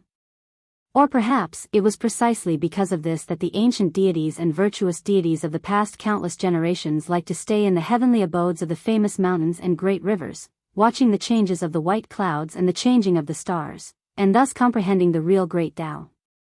Lu Chen looked at the blue sky in the distance and was lost in thought. The path he walked seemed to be different from everyone else in the world. Even if he saw the scenery of heaven and earth and the sea of clouds, he still could not understand the Tao that belonged to him, the path that belonged to him. The next morning, Lu Chen woke up early and went to the spiritual field to take a look. After one night, the 7 eagle fruit trees did not look any different from the day before. Some of the fruits hanging on the branches were still green and did not show any signs of ripening. It should be a few more days. After Lu Chen looked at it, he had an idea in his heart. He took the wooden bucket to the spring in the mountains and fetched 2 large buckets of clear spring water. First, he watered them, then he used his spiritual power to cultivate the trees. After this work, it was noon in the blink of an eye. He could finally take a breather. Lu Chen walked to the edge of the field and sat down. He glanced at the cave. This morning, Su Qingjun still did not come out of the cave. It seemed that this beautiful girl had made up her mind to stay in the cave and wait for Lu Chen to run over and call for her. Lu Chen smiled. He did not have any other grievances. After all, this was what they had agreed to do. He was sitting, calculating in his heart that at this moment in the Kunlun sect at the foot of the mountain, the news about He Changxing should have already spread. Most of the ordinary disciples might just be watching the fun, but if there was really a spy from the devil cult, it would be impossible for them to be indifferent to the reincarnation formation. Perhaps, there would be some reaction. He squinted his eyes and thought quietly. Then he looked up at the sky and decided that tonight when it was quiet, maybe he should sneak down the mountain to take a look. Just as he was deep in thought, the quiet Fian platform suddenly heard a rush of footsteps from afar. Lu Chen was shocked. He turned his head and saw a man walking quickly up the mountain, heading straight for the door of the cave on the Fian platform. The spiritual field where Lu Chen was at was opened up at the side of the Fian platform. There were many ancient trees and rocks around it. Most of the area was hidden. In addition, the place was remote. If one did not look carefully, it would not be easy to notice this place. The man who came in a hurry obviously didn't notice that there was a spirit field 100 feet away from the cave residence. There was also a man standing there. Looking at his anxious expression, he ran to the gate and began to knock on the door. Bang bang bang, bang bang bang. The knocking sound was deep and clear, but it wasn't too loud. This was because the door of Su Qingjuan's residence was different from the houses at the foot of the mountain. It wasn't a wooden door, but a stone door that had been enchanted with a spell. A golden core cultivator, or rather, a young genius that everyone looked up to, coupled with a wealthy family background, was just that different from the masses. Lu Chen touched his chest pocket. There was a yellow stone talisman there. Su Qingjun had given it to him when they met yesterday. Its function was very simple. He could use this stone talisman to easily contact Su Qingjun. In her words, the stone door was thick and heavy, but the cave inside was big and deep. If someone was really looking for it, it would not be easy to hear them just by knocking on the door. Seeing that the man used all his strength to knock on the stone door for a long time, but there seemed to be no response from inside the cave, Lu Chen suddenly became happy. He felt a strange sense of superiority that made him despise the man who was still foolishly knocking on the door. Although he knew that this feeling was very boring, he could not help but laugh. He did not have the idea of running over to help. On the contrary, he even took 2 steps back and sat down with his back against the trunk of an eagle fruit tree. He did not mind the dirt on the ground. After all, he had been rolling here for the whole morning. He watched from afar as the man became more and more distressed, and his smile became more and more joyful. Finally, the man who knocked on the door seemed to be unable to endure it any longer. He suddenly shouted, "Sister June, Sister Qingjun, are you inside? I am Su Biao. Lu Chen listened from afar. He pursed his lips and shook his head. Su Biao? This name is not good. Just call me Stupid Su. Su Biao waited outside for a long time, but the stone door still did not budge. Su Biao became even more anxious and paced around the cave entrance. It seemed that even his forehead was sweating. Suddenly, Su Biao seemed to have made up his mind. He knelt down in front of the cave entrance and kowtowed 3 times. Lu Chen, who was watching from afar, jumped in fright. He felt that things were getting more and more interesting. After a while, Su Biao pleaded loudly, Sister June, please come out and see me. This little brother really has an urgent matter. I beg you to save me. You want to save me? Lu Chen looked over with interest. He touched the yellow stone talisman in his bosom, but after a moment of silence, he let go. I want to see, when will she come out? Before he could finish the last word, he suddenly heard the door of the cave on the other side rumble. The stone door moved open, and Su Biao, who was kneeling on the ground, suddenly looked up, his face full of surprise.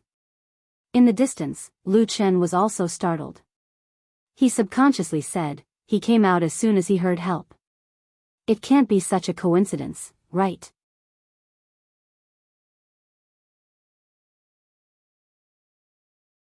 Chapter 147. The stone door opened and a beautiful figure walked out from behind the thick shadow. It was Su Qingjun. She looked at Su Biao, who was kneeling outside the cave residence, and a look of surprise flashed across her face. Su Biao, what are you doing? Sister Qingjun, save me. Su Biao rushed forward and reached out to hug Su Qingjun's leg. Lu Chen's spirits rose as he watched from a distance. He thought to himself, is there something strange going on between these two? He couldn't help but take 2 steps forward. Unexpectedly, Su Qingjun's figure flashed and avoided Su Biao's hug. At the same time, her expression darkened as she said, Sixth brother, what are you doing? Su Biao was startled and seemed to realize that he was a bit rash. He shook his head desperately and said, I was wrong. Sister June, don't be angry. I really have an urgent matter. Su Qingjun snorted and her expression softened. What's the matter? Say it. After a pause, she walked over and pulled him, saying, stand up and talk. You're a man, kneeling on the ground for no reason. What's the matter? Su Biao stood up. His face was full of urgency as he grabbed Su Qingjun's hand and said, Sister June, lend me 2,000 spiritual stones first. Su Qingjun's expression changed. So much? What do you want? Su Biao opened his mouth, but his expression suddenly became somewhat bashful. He couldn't explain the reason for a long time and only stammered, I need it urgently. Can you lend me the money first? Lu Chen was also interested in what he heard. He sat down on the ridge of the field and drank a spoonful of spring water from the bucket. This water was spring water from the mountains.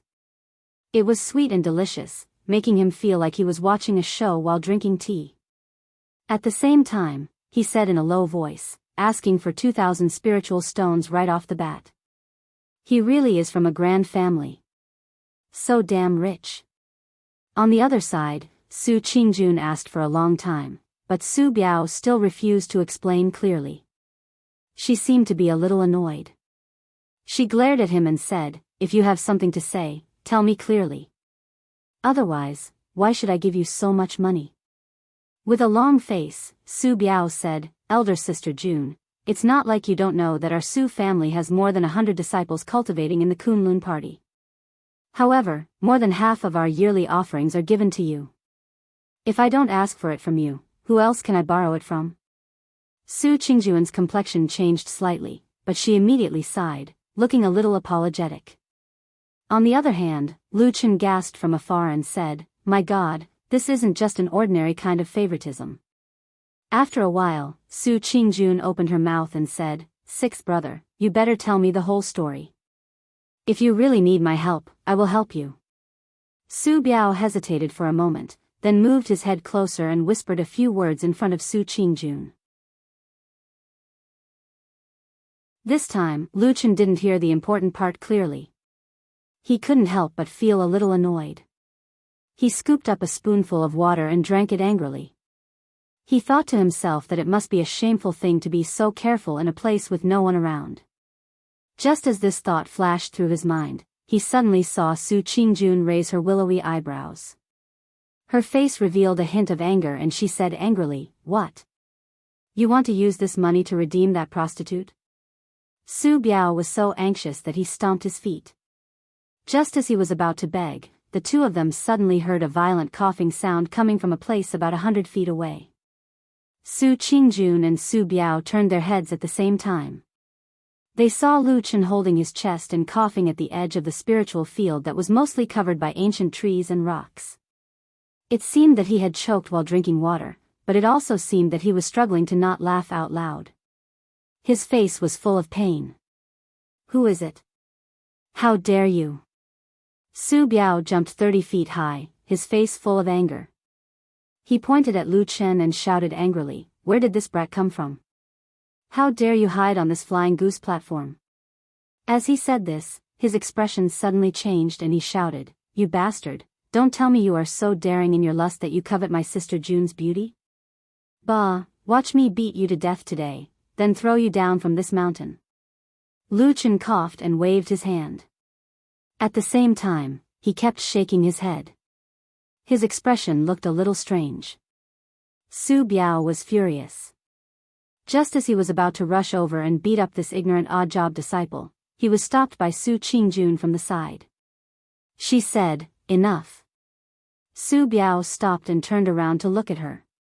He only heard Su Qingjun say coldly, "He is an odd-job disciple from Baichao Tang. He is here to help me. He will be staying on this mountain for a while." Su Biao was startled. His expression suddenly became a little awkward. When he looked at the spiritual field again, he found that Lu Chen had actually disappeared in just a short while. He must have felt a little awkward when he saw this scene. He didn't want to embarrass Su Qingjun, so he left first. Su Qingjun also looked at the spiritual field. Her clear eyes didn't show much strangeness, but she also let out a faint sigh of relief. Su Biao, on the other hand, saw that there was no one around, so he ran back to Su Qingjun's side. He begged desperately in a low voice and bowed with his hands folded in front. In the end, he even looked like he was about to kneel down. This scared Su Qingjun so much that she pulled him back and scolded him harshly. However, Su Biao didn't care at all. He seemed to be very thick-skinned and kept pestering Su Qingjun. Su Qingjun scolded him and hit him. In the end, she seemed to be helpless. After being pestered by Su Biao for more than 2 hours, she finally waved her hand and stuffed something into his hand. Then, Su Biao ran away happily. From the window of the thatched hut, Lu Chen watched Su Biao's figure disappear like a wisp of smoke. He lay down on the bed and looked at the ceiling with both hands on the pillow. After a while, the smile on his face slowly disappeared. He seemed to have thought of something. He pondered silently and then sighed softly. "Why are you sighing?" Outside the thatched hut, Su Qingjun's voice suddenly sounded. Lu Chen stood up and walked over to open the door. He saw her standing outside, a pair of bright eyes looking at Lu Chen. Lu Chen smiled and said, "How did you eavesdrop?" "I didn't eavesdrop," Su Qingjun said, "I just wanted to come over and ask you something.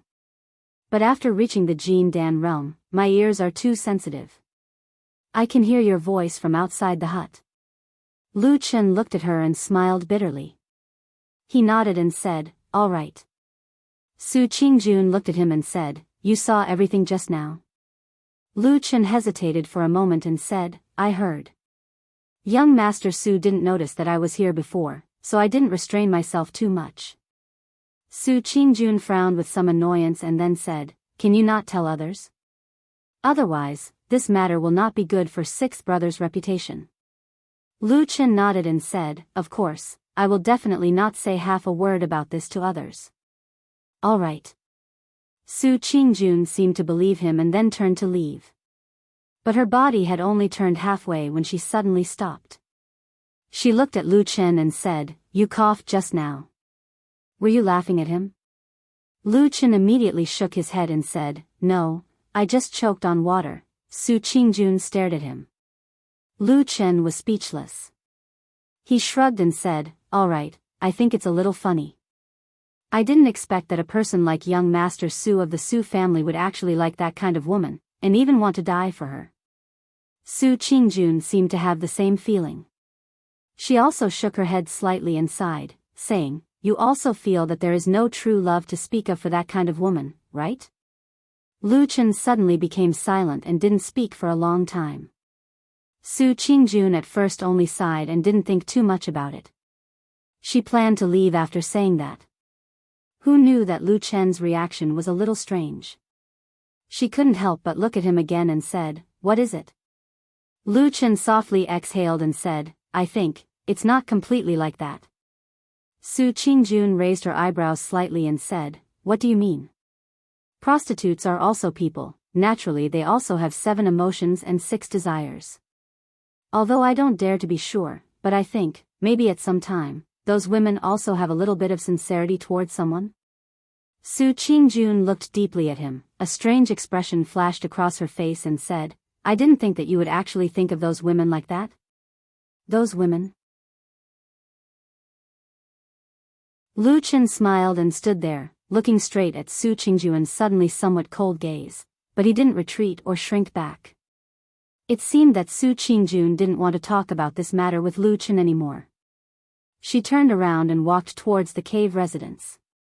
But after a few steps, she suddenly heard Lu Chen say behind her, "No matter what you think, and you indeed have the qualifications to look down on those prostitutes, but I still want to say, although those women are lowly, they really are also people. There will also be times when they will have sincerity." Su Qingjun didn't turn around, so Lu Chen couldn't see her expression at the moment, and he also didn't know if she would be angry at these somewhat presumptuous words at this moment. After a while, Su Qingjun opened her mouth. Her voice was calm and didn't seem to have much fluctuation. She only asked lightly, "Then have you seen that kind of woman's sincerity?" "I have seen it," Lu Chen said. Su Qingjun was silent for a moment, then said, "Very good." After that, she continued to walk forward. Lu Chen looked at her back, suddenly raised his voice, and said, "Also, although I believe that there will be sincerity in the prostitutes, that kind of thing is also very, very rare. Whether young Master Su has this kind of luck to meet such a woman with sincerity, I think it is very doubtful. And even if there is sincerity, whether or not it is in your brother, it is also difficult to say." Su Qingjun coldly snorted, finally stopped again, turned around, and looked a little unhappy. She stared at Lu Chen and said, "After talking for so long, what exactly do you want to say?" Lu Chen said, "What I mean is, it is very rare to meet such a kind of sincerity. Why don't you go and get those 2,000 spiritual stones back?" Su Qingjun looked at him. After a moment, she lightly said, "I won't." Lu Chen said, "Why is that?" Su Qingjun said, "I want to eat the eagle fruit, so I can't go down the mountain." Lu Chen said, "Oh, that's true, but it's a bit of a pity." Su Qingjun said, "It's nothing, just a little bit of money.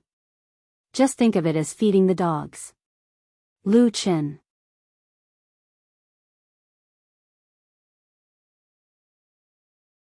Chapter 148. As Lu Chen sat in the straw hut, he recalled the conversation he had with Su Qingjun and suddenly felt that Atsu was quite pitiful. If he really took out 2,000 spirit stones and threw it out, would there be people who would want to be dogs? Well, this was not a question that he could think about in detail. Lu Chen hurriedly cast this thought aside. Then, in the following time, he either went to the spiritual fields outside the hut to take care of the eagle fruit tree, or he casually walked around the area and looked at the beautiful scenery of the Flying Goose Terrace. He watched the clouds in the sky as vast as the sea. He was prepared to wait like this until the sky turned dark, then find an opportunity to go down the mountain to see if there would be any unexpected gains from the trap he had set. But unexpectedly, This seemingly quiet flying goose terrace was unexpectedly visited by more people before dusk, and it was not just one person. There were 2 groups of 3 people in total. The first group was people that Lu Chen knew.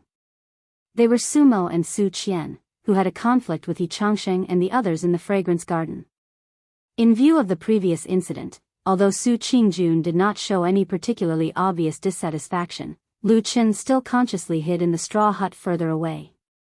He could not hear the conversation over there, and could only see a little bit of the situation over there through the gap in the window. Similar to the scene when Su Biao came, Sumo and Su Qian also waited at the door for a long time. After about an hour, Su Qingjun finally came to open the door.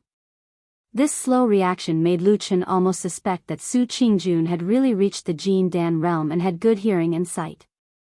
Or perhaps this woman's words and actions did not match, and she was actually trying to show her strength to these people. This is a little strange. Lu Chen leaned against the window and watched curiously. Even if they were family, Su Qingjun's place was completely different from what he'd imagined. She'd only focused on cultivation every day, but it was really different from what he'd imagined. After Su Qingjun came out, she still looked as cold and beautiful as ever. Sumo and Su Qian also seemed to be very respectful towards this big sister, and hurriedly bowed to her. Then, the 3 of them began to talk at the entrance of the cave. Seeing this, Lu Chen suddenly frowned and exclaimed. Something didn't seem right, including Su Biao in front of him. These people were all his blood brothers. Logically speaking, he should at least invite them into the cave abode to drink tea and talk quietly, right? But why were all of them just standing outside the cave? Looking at the expressions of Sumo and Su Qian, it seemed that they were used to this. It seemed that this was the rule of Su Qingjun's place. Lu Chen looked at the cave abode behind Su Qingjun from afar. He saw that behind the stone door was deep and unfathomable, and he basically couldn't see anything. The 3 of them talked for a while. Su Qian was slightly better, but Sumo had an excited expression on her face. She said many things to Su Qingjun, and in the middle, she gesticulated and begged for a while. Su Qingjun, on the other hand, frowned, nodded and shook her head from time to time, and occasionally revealed a helpless expression. In the end, Su Qingjun finally waved her hand. She first said something to Su Qian, and then sternly reprimanded Sumo. However, the 2 of them had a happy expression on their faces, and laughed out loud. After repeatedly thanking Su Qingjun, they quickly left. Su Qingjun turned around and returned to the cave abode. But not long after the stone door closed, Lu Chen was lying peacefully in the straw hut, waiting for the sky to turn dark. Suddenly, he heard movement outside. He was stunned for a moment, and climbed up to take a look. He then muttered, "It can't be, why is it so lively?" In just a short while, another person came up from the foot of the mountain. In a flash, he also ran to the entrance of Su Qingjun's cave abode. With a put-ong sound, he directly knelt down, and then hugged the door, banging and shouting with all his might. Even Lu Chen, who was so far away, could hear a few indistinct words. "Elder sister June, June. Elder sister, you must seek justice." Lu Chen, who was in the straw hut next to him, could clearly see that the 3rd person who came was a girl. She was very young, and looked to be 1 or 2 years younger than Su Qingjun. When she came, her footsteps were light, and her expression was calm.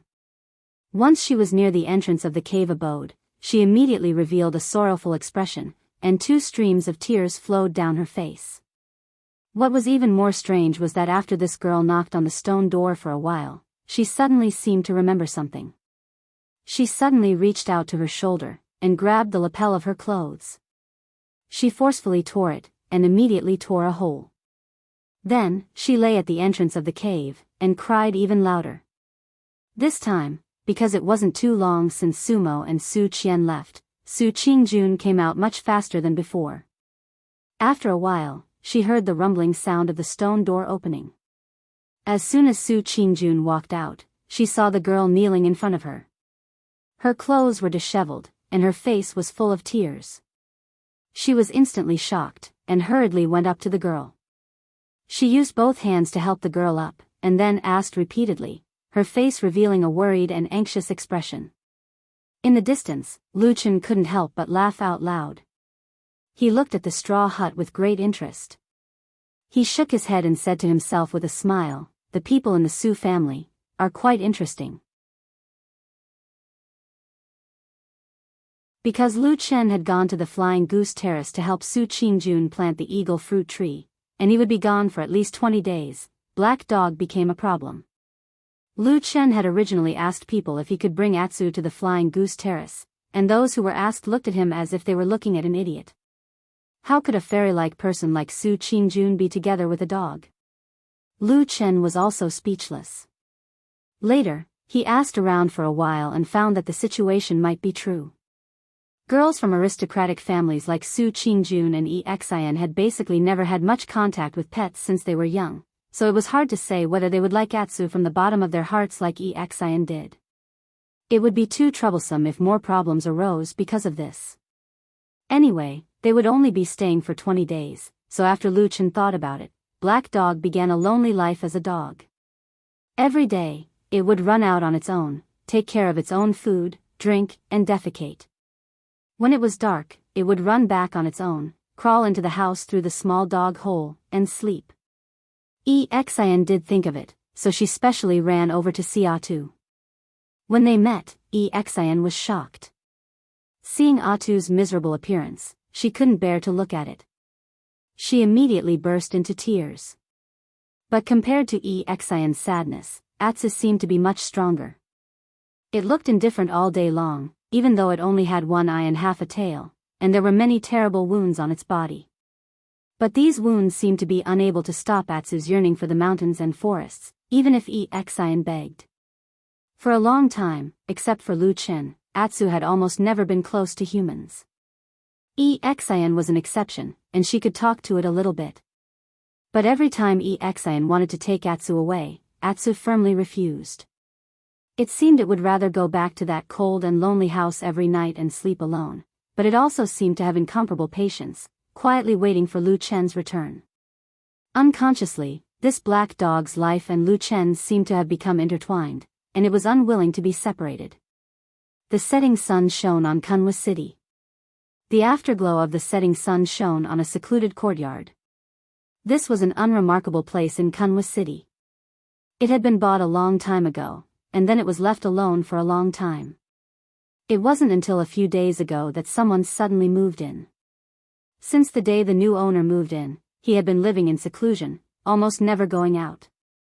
The neighbors hadn't seen him for such a long time, nor had anyone come to visit him.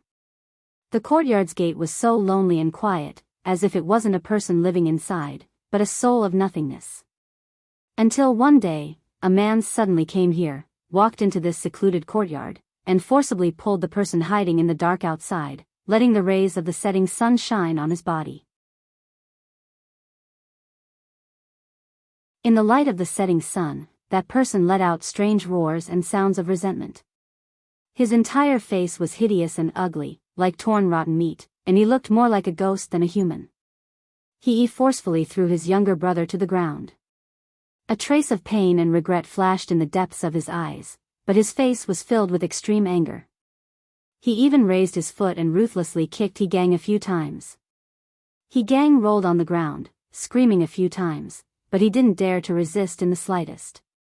Or perhaps it was because he had long lost hope in himself. In front of his only elder brother in the world, he was like a wailing wild dog, shedding painful tears. "What are you crying for?" He suddenly let out a low roar, grabbed He Gang's shirt by the chest, lifted him up, and directly slapped his face.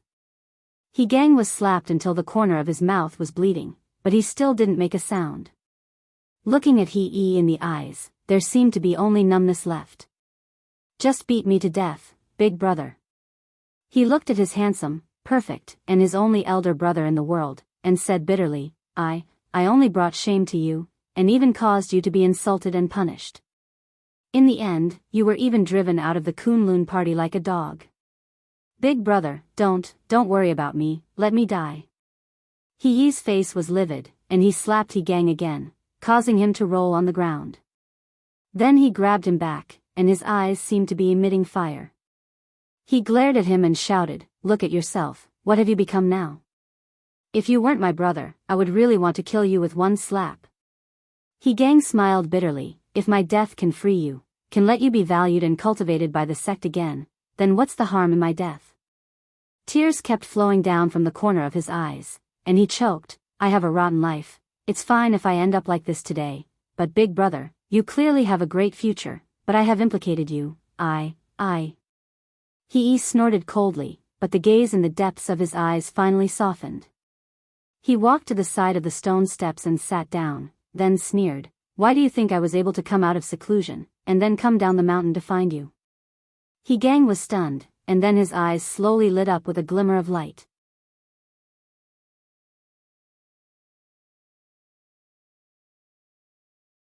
Chapter 149. His hideous face suddenly trembled. He glared at He and said, "Big brother, could it be that you?" He nodded slowly, then looked at Gang and said, "The heavens have taken pity on me. I suddenly have a rare opportunity to escape from my current predicament. However, I need you to help me." Gang suddenly sat up with excitement in his eyes. He said, "That's great. But..."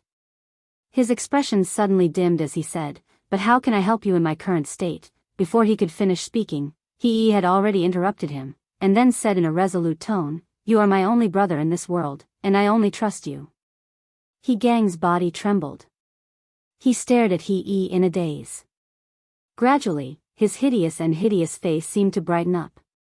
Even his gaze became somewhat gentle. He clenched his teeth and knelt in front of He. He said, "Big brother, if there's anything you want me to do, I'll do it even if I have to risk my life." He glanced at him with a gratified expression in his eyes. He then shook his head and said, "You don't have to risk your life, but you have to pay attention to hiding your tracks. For example, when you go out, change your clothes, wear a mask or something like that. Don't let anyone recognize you." As he spoke, he took out a package from behind him and threw it to Gang. He said, "I've prepared everything inside for you. After you go back, dress up a bit and go to all the big shops in the city." Gang caught the package. Suddenly, his eyes flashed and revealed a bit of fierceness. He said, "Big brother, are there still people on the mountain watching you?" He sneered and said, "There are many people watching us. They can't wait for me to do something wrong and fall. There's no need to pay attention to them. However, I can't allow anyone to disturb me with what I want to do. It's a bit inconvenient for me to go out myself, so I need you to help me. Rest assured, big brother. I'll definitely do a good job.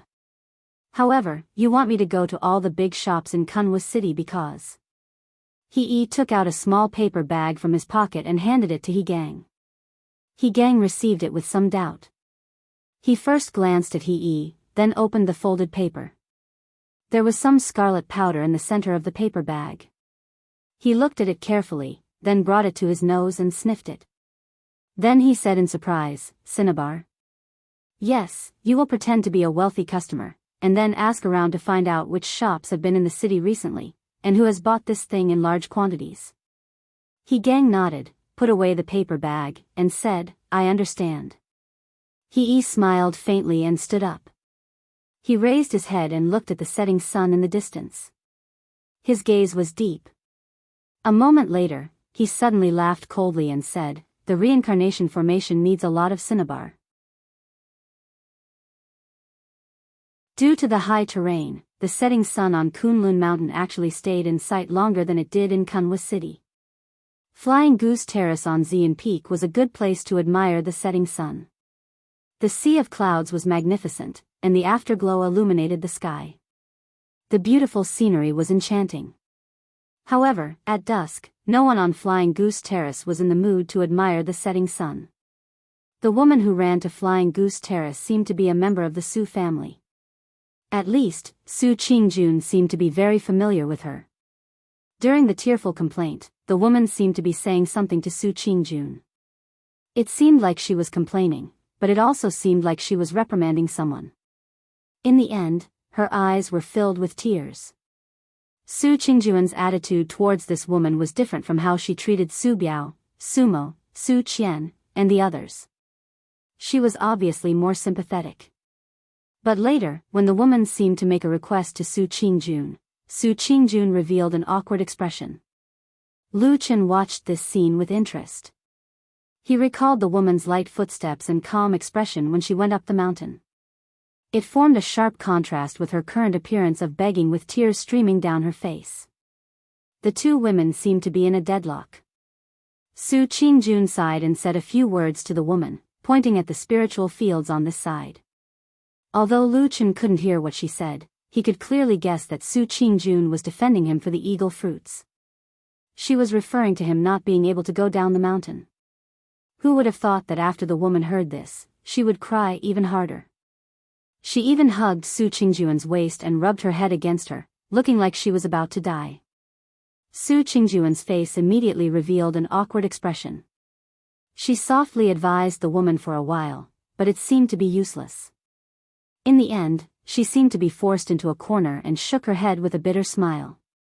She softly said a few words to the woman. The woman's face suddenly revealed a happy expression. She suddenly stood up as if her wish had finally been fulfilled. After hugging Su Qingjun tightly, she immediately walked down the mountain. She walked hurriedly and quickly, as if she was afraid that Su Qingjun would call her back and regret her decision. Su Qingjun silently watched the woman's figure gradually disappear into the distance. Her face also revealed a faint trace of helplessness. In the distance, in the thatched hut, Lu Chen withdrew his gaze and lay down on the bed. He began to close his eyes and rest. The light outside the hut gradually dimmed. It was probably the time for the sun to finally set. Night was coming. It was also at this time that a burst of light footsteps suddenly came from outside the thatched hut, passing by the side of the hut. At this moment, there were only two people on the Flying Goose Terrace. Other than Lu Chen, there was also Su Qingjun. The sky was already dark. Why didn't she return to the cave residence? Why did she come here? Lu Chen sat up and looked outside the hut. He slightly frowned. After a moment of silence, he opened the door of the thatched hut and walked out. The night was about to turn dark. The setting sun in the distance was only left with a golden edge, as if it was still longing for the last bit of light in this world. On the edge of the cliff of the Flying Goose Terrace, there were layers upon layers of black shadows. It was as if the shadows came from all directions. On top of the rocks, Su Qingjun stood alone. The mountain wind blew past, and her clothes fluttered in the wind. She was like a thin leaf that could be blown away by the wind at any time. She was also like a small pine tree planted on the edge of the cliff. No matter how the wind, knives, frost, swords, and time attacked her, under the night sky, she had a feeling that she had weathered the frost and was still fresh in the face of snow. Her figure, like a whisper in the night, was so beautiful that it did not seem like the quiet time of the human world. And looking into the distance, was there some sadness in her eyes? Lu Chen slowly walked over, but when he was about 10 feet away from the figure of the woman, he suddenly stopped. After looking carefully for a while, he turned around again, looking like he wanted to walk back to the thatched hut. Why don't you come over? Su Qingjuan's calm voice came from behind. Even though she did not turn around, she seemed to be able to clearly feel what was happening behind her. Lu Chen stopped and looked at her. He saw that Su Qingjun still had the same appearance as before. What he saw was only a beautiful and deep back. Well, actually, I was a little worried that you would take things too hard and want to jump down. Lu Chen said very calmly, but now it seems that everything is fine. I was thinking too much, so I plan to go back to sleep now. Su Qingjuan's figure moved slightly, and then she turned around to look at Lu Chen. The expression on her face looked a little strange. She said, "You think I want to jump down?" Lu Chen did not seem to be embarrassed at all. He said seriously, "I think the wrong way. I am sorry." Hearing these words, Su Qingjun shook her head and was silent for a moment. Suddenly, she said, "Everyone who came today is from our Su family. You also saw them, right? Lu Chen thought for a moment and said, I saw them all. But at the beginning, because Su Biao was close, he had a rough idea of what was going on. I was at the thatched hut after that, so I didn't hear anything. I don't know what happened. Su Qingjun nodded slightly. Looking at Lu Chen, her gaze softened a little. After a moment, she said, you can take the initiative to avoid it and save me some embarrassment. Thank you. Lu Chen looked up and down at Su Qingjun. He thought that this woman was really different from others. Not to mention her beautiful appearance, her exquisite mind was even more clever. She could hear 3 things from one thing.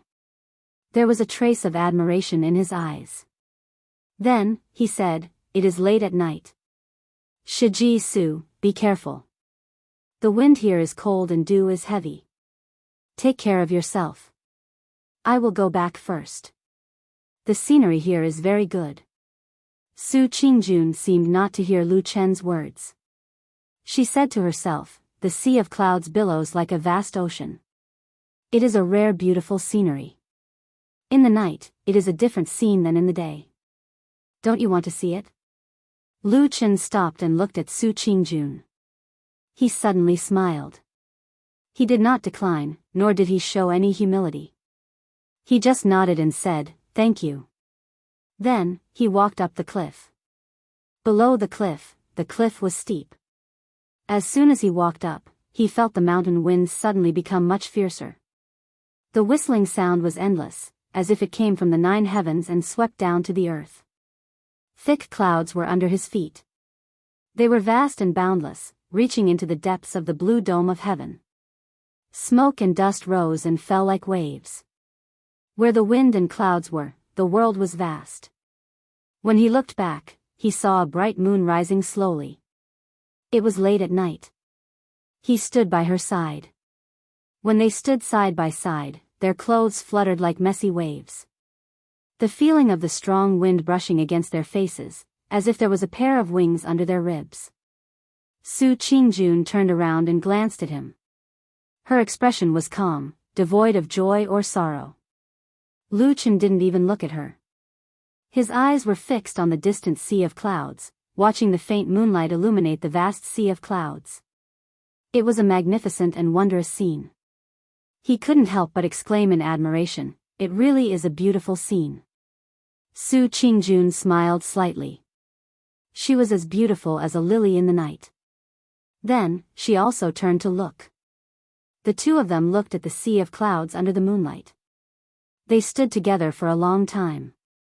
Until the moon was in the middle of the sky, Su Qingjun looked away. After a moment, she suddenly said, I want to go down the mountain tonight. Lu Chen looked into the distance. There was no expression on his face. He said lightly, it is not worth it.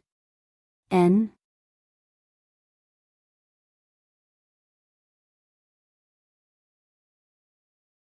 Chapter 150. The night wind blew. On the cliff, Su Qingjun's eyes were clear and bright, like the bright moon hanging high in the sky at this moment, cold but not dazzling. She seemed to have a trace of curiosity.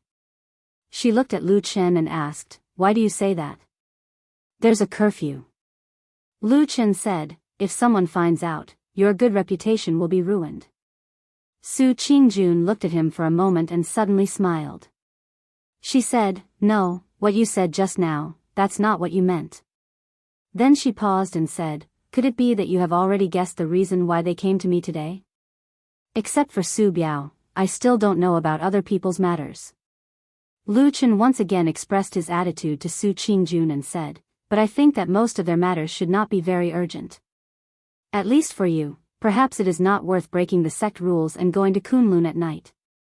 Su Qingjun was silent for a moment and suddenly asked, have you ever thought that perhaps it is really a small matter for me, but for others, it may become a big urgent matter? Lu Chen said, so you want to go down the mountain? Su Qingjun nodded and said, they asked me to do something. They asked you, and you agreed?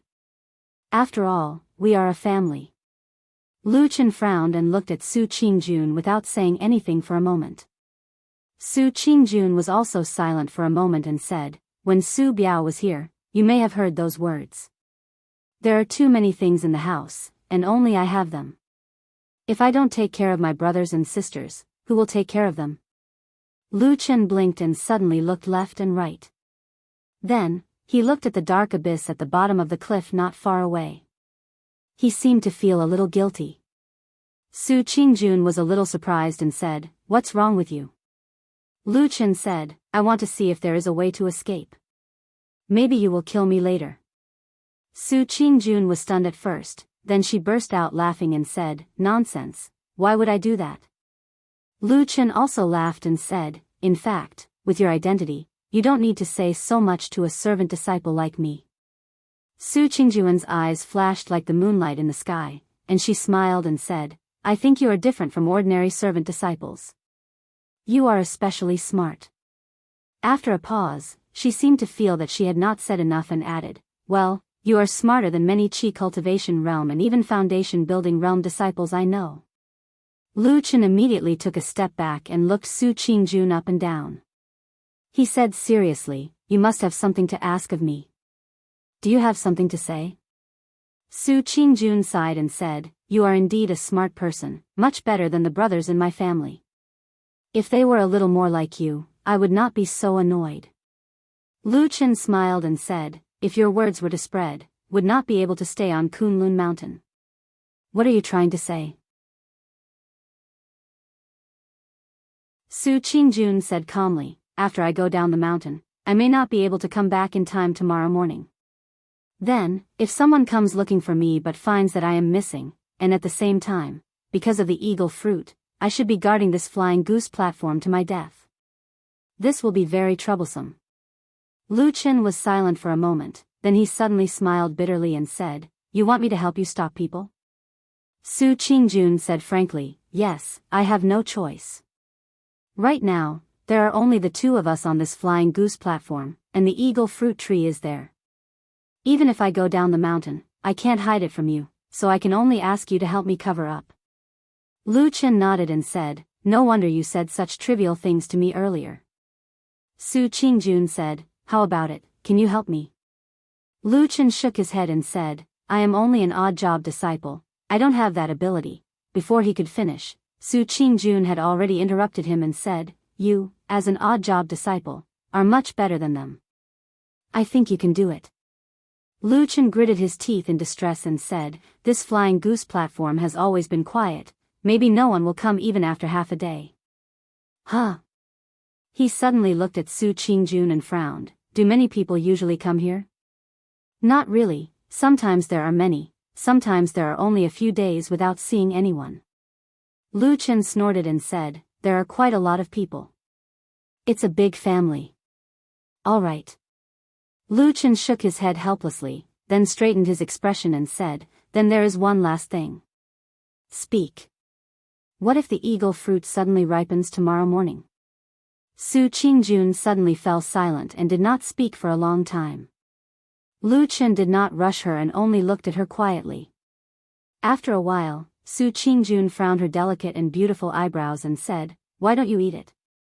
Lu Chen rolled his eyes and said unhappily, hey, if someone sees this, I'm afraid they will really beat me to death and throw me off this cliff, okay?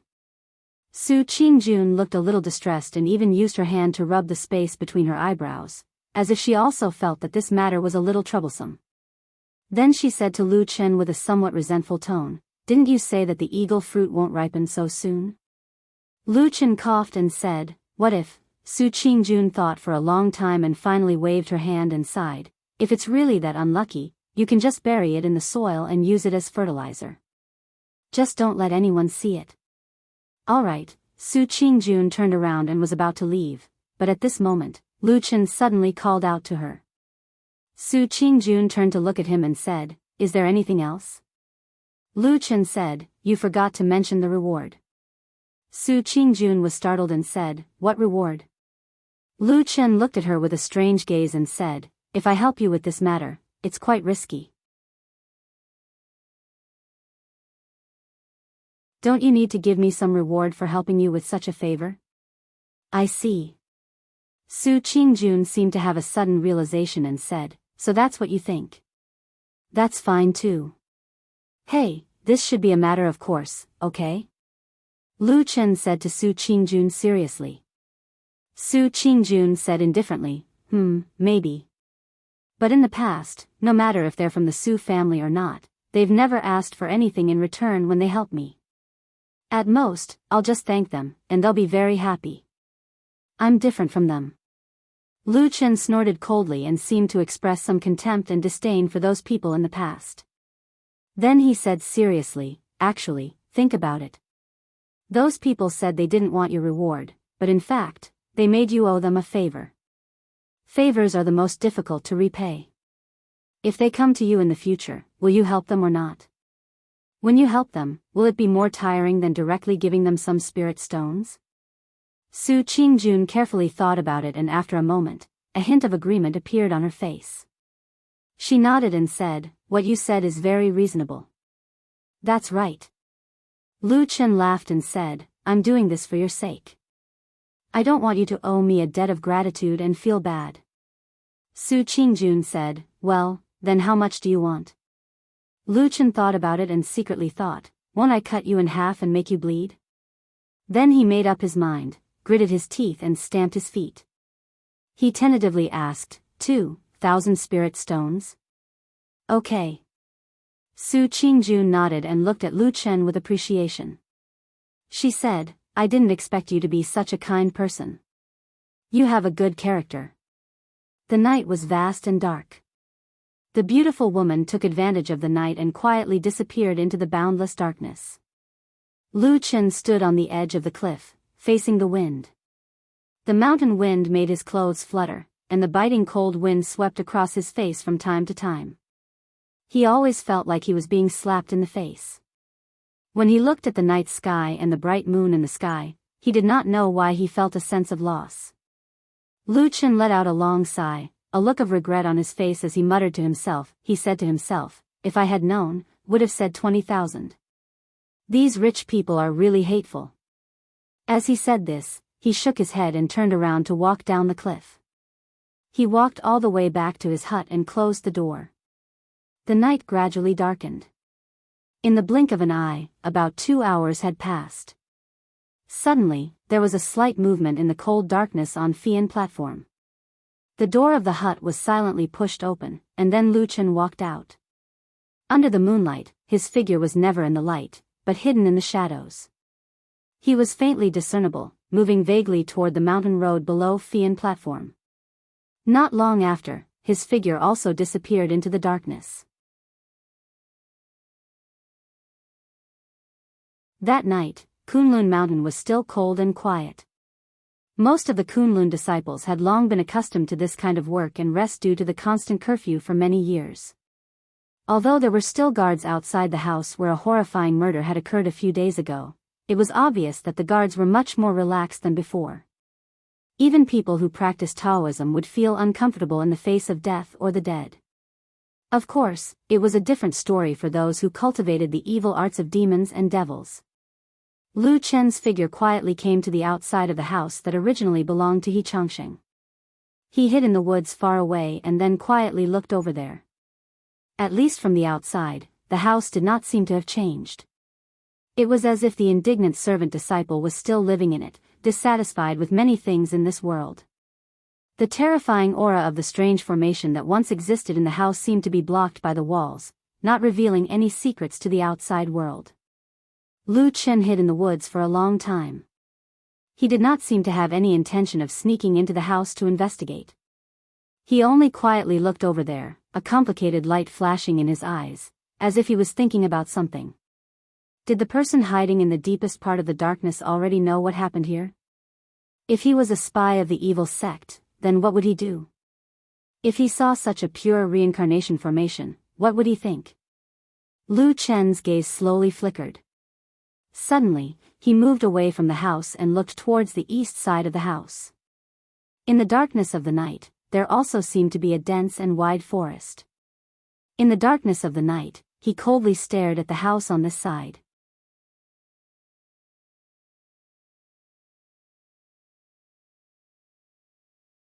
Chapter 151. The shadow moved stealthily in the darkness, moving away from its original location without a sound, and then headed towards its destination. Meanwhile, the disciples guarding outside the house in front of it were completely oblivious to it. To the east of the hut was an extremely vast forest that extended all the way to the nearest mountain peak. In the night, this forest seemed especially quiet and deep. Lu Chen's figure stepped into the forest, blended into the darkness, quietly looked at the surroundings and then started to walk deeper into the forest. His mouth trembled slightly, as if he was secretly repeating something. At the same time, he would occasionally turn back to look at the direction of the house, as if adjusting his direction according to the position there. Eastern. Life Gate. Divine. Lord. His eyes were bright and sharp, as if he was carefully identifying the direction in that strange and obscure formula, trying hard to find something. The night was deep, the forest was also deep and dim, but Lu Chen seemed to be like a fish in water, unusually adapted to this environment. He walked steadily. After several zhongs deep into the forest, he suddenly stopped. His hand gently raised, fingers slightly flexed, as if slowly calculating something in the air. Very quickly, his eyes suddenly lit up. That finger also stopped pointing at a certain direction. That was somewhere deep in the forest. That place did not look any different, just that there were many very dense trees. It was a stretch of darkness, perhaps even darker than other places. As if it was hiding a secret, quietly waiting in this deep night. Lu Chen took a step forward, but he suddenly paused in midair and slowly retracted his foot. He stood in the darkness, watching that stretch of deep darkness from afar, as if he had fallen into a sudden silence. There was no murderous aura, no danger, no warning signs or signs that could cause alarm. That place ahead seemed no different from the surroundings, only hiding that secret, waiting for him to go over and discover. But Lu Chen still stood there motionless. He coldly looked at that place, for a very long time. If he wanted to lure the snake out of its hole, then, after seeing the evil sect formation in that house, would there also be someone, similarly wanting to know who he was, wanting to find him? Very few people knew about the top and strange methods of the devil cult, but those who knew were definitely not ordinary people. Could such a person have also set up some unpredictable traps? Lu Chen was like a shadow, quietly standing in the darkness. After an unknown period of time, he suddenly turned around and quietly walked away without looking back, not even sparing a glance at the darkness. The night was deep and no one knew what had happened in the boundless darkness. Only the swaying and silent shadows floated around in the sky, adding a bit of desolation to the night. The first rays of the morning sun shone down from the sky, illuminating the thatched hut on the purple cloud peak's flying goose platform. Lu Chen yawned, stretched his body, and rested on the bed for a while. Then, he lazily got up, opened the door, and walked out. It was really comfortable to have no one to care about him. He was the only one on the huge fairyland-like flying goose platform. Even though the most important stone door on the other side of the mountain wall was tightly shut, at least for this morning, this place seemed to belong to him alone. The fresh morning breeze blew over from the sea of clouds on the other side of the cliff, bringing with it a moist and gentle scent. It felt very comfortable on his face. The verdant trees on the mountain swayed with the wind, as if they were also smiling. The sound of birds chirping and rustling was like an ancient and elegant song, intoxicating people.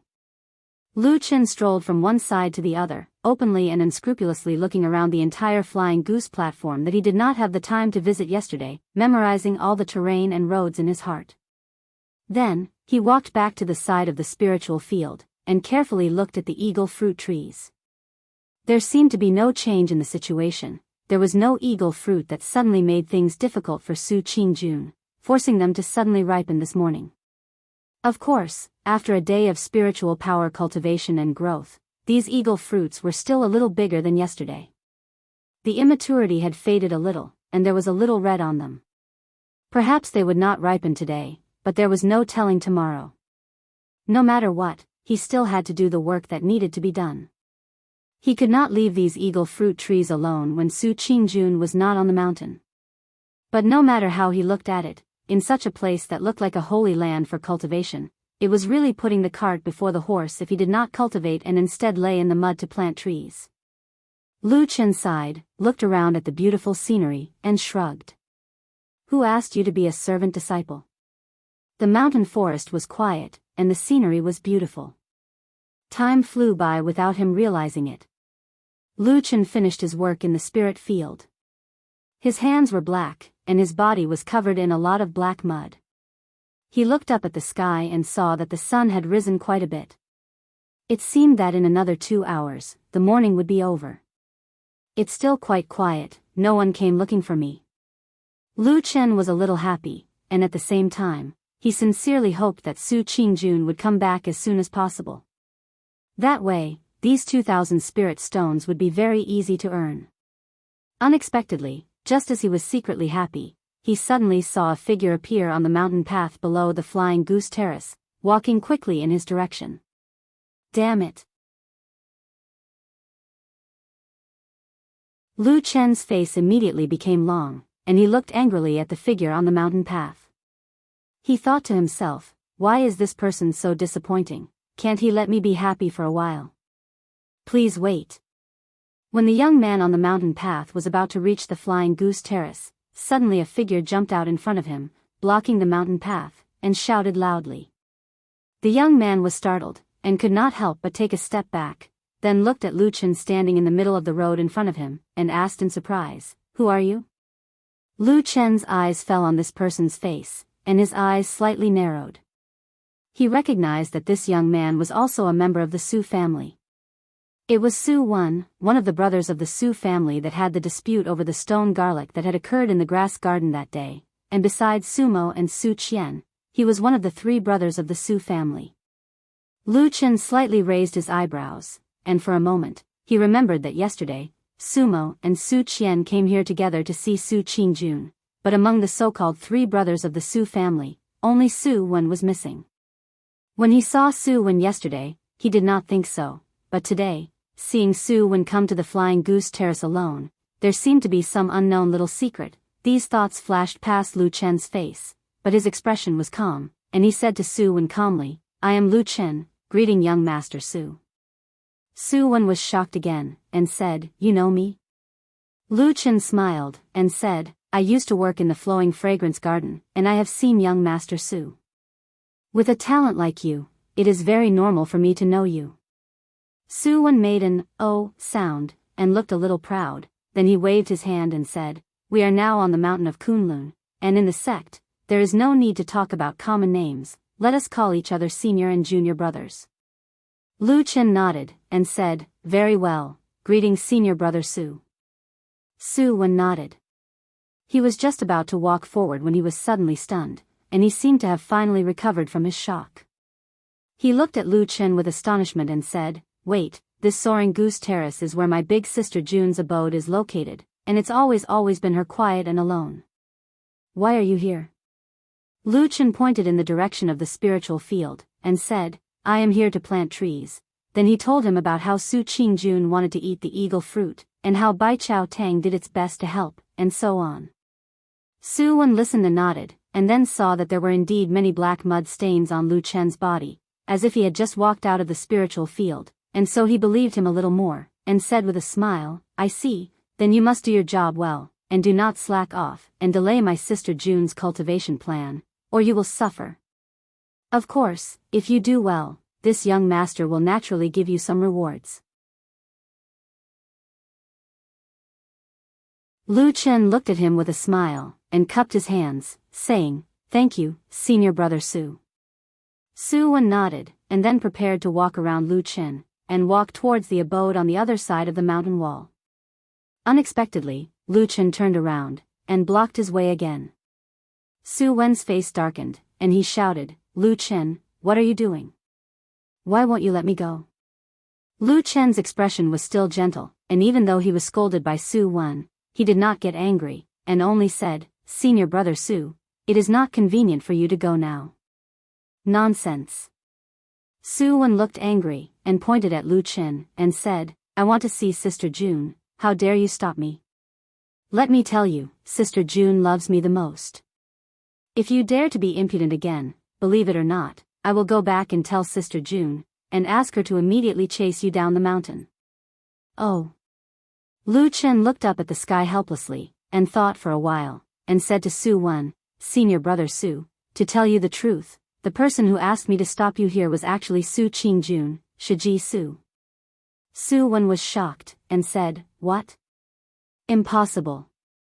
His face suddenly became pale, as if this sentence had deeply provoked him. Then, his reaction suddenly became intense, and he directly shouted towards the abode in the distance, Sister June, you are really annoyed with me? I don't believe it. As he shouted, the young man actually sounded like he was about to cry, and this scene made Lu Chen, who was standing at the side, somewhat dumbfounded. Even with Lu Chen's calm and sharp temperament, he was stunned for a while before he reacted. He quickly grabbed the shouting Su Wen, and said with a bitter smile, This is a misunderstanding, a misunderstanding. Senior Brother Su, young Master Su, you have misunderstood. Ah. Su Wen looked at him, and asked with a trembling voice. What Shiji Su means is that today, in order to eat the eagle fruit and prepare for the perfect Jin Dan realm, she will not see anyone, and no one is allowed to disturb her. That is why she asked me to stop everyone here. He emphasized the last 3 words. Everyone? Su Wen became spirited. Yes, everyone. Lu Chen looked at him with a smile that was not a smile, and said, Senior Brother Su, the relationship between you and your brother is really good. Of course. Knowing that he was not detested, Su Wen immediately regained his spirit, and even said with a hint of arrogance, Only those 2 idiots, Sumo and Su Qian, refuse to follow me. Wait until I get the benefits, and they will be greedy to death. Lu Chen looked at Su Wen's complacent face, and smiled slightly.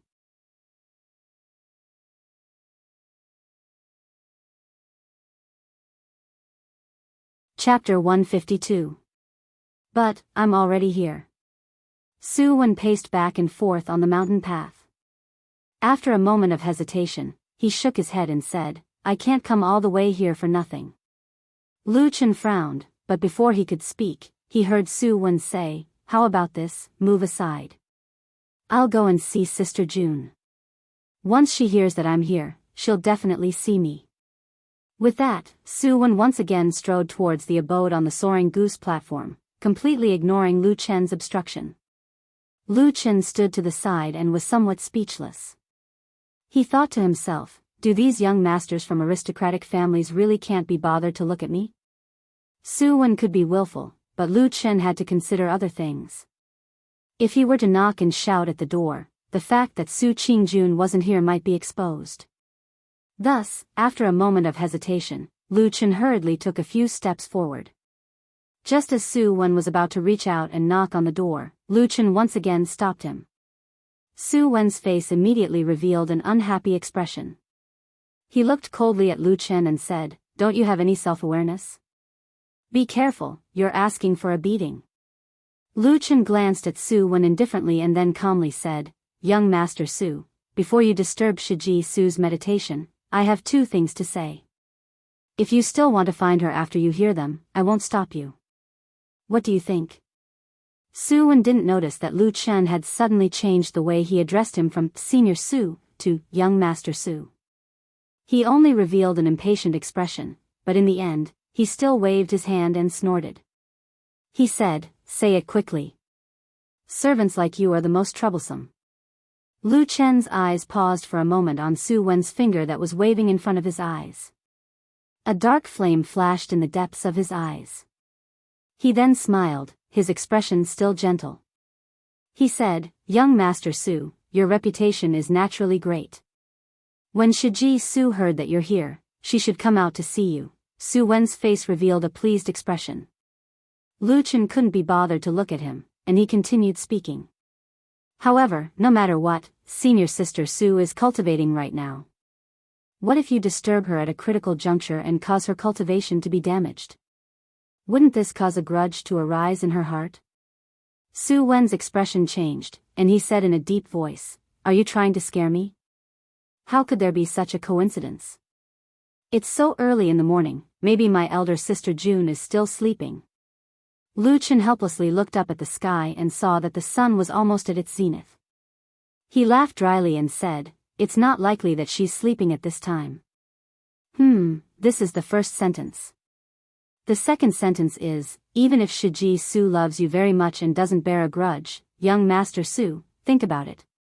Shiji Su is currently carrying the expectations of her family's elders.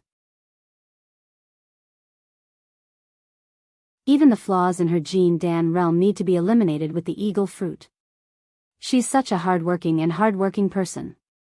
If you disturb her, with the deep love between you and her, how could she bear to do so? At the end of his speech, Lu Chen's words were sincere and full of emotion.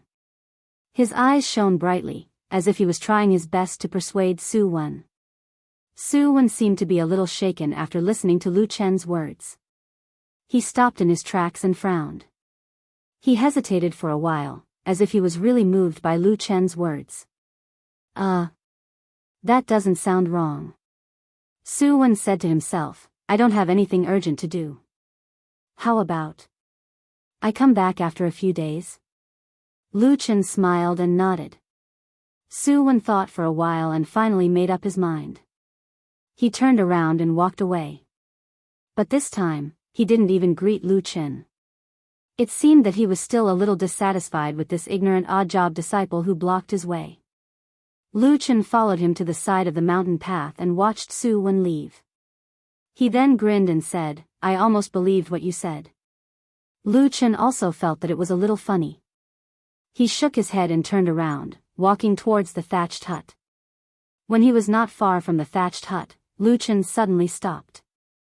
He frowned and looked at the spiritual field next to the thatched hut. He saw that on the originally empty ridge of the field, there was now a figure with his back facing Lu Chen.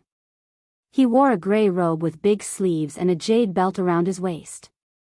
His hair was gray and white. It seemed that he was not young. At this moment, the old man was holding a large wine urn in his hands.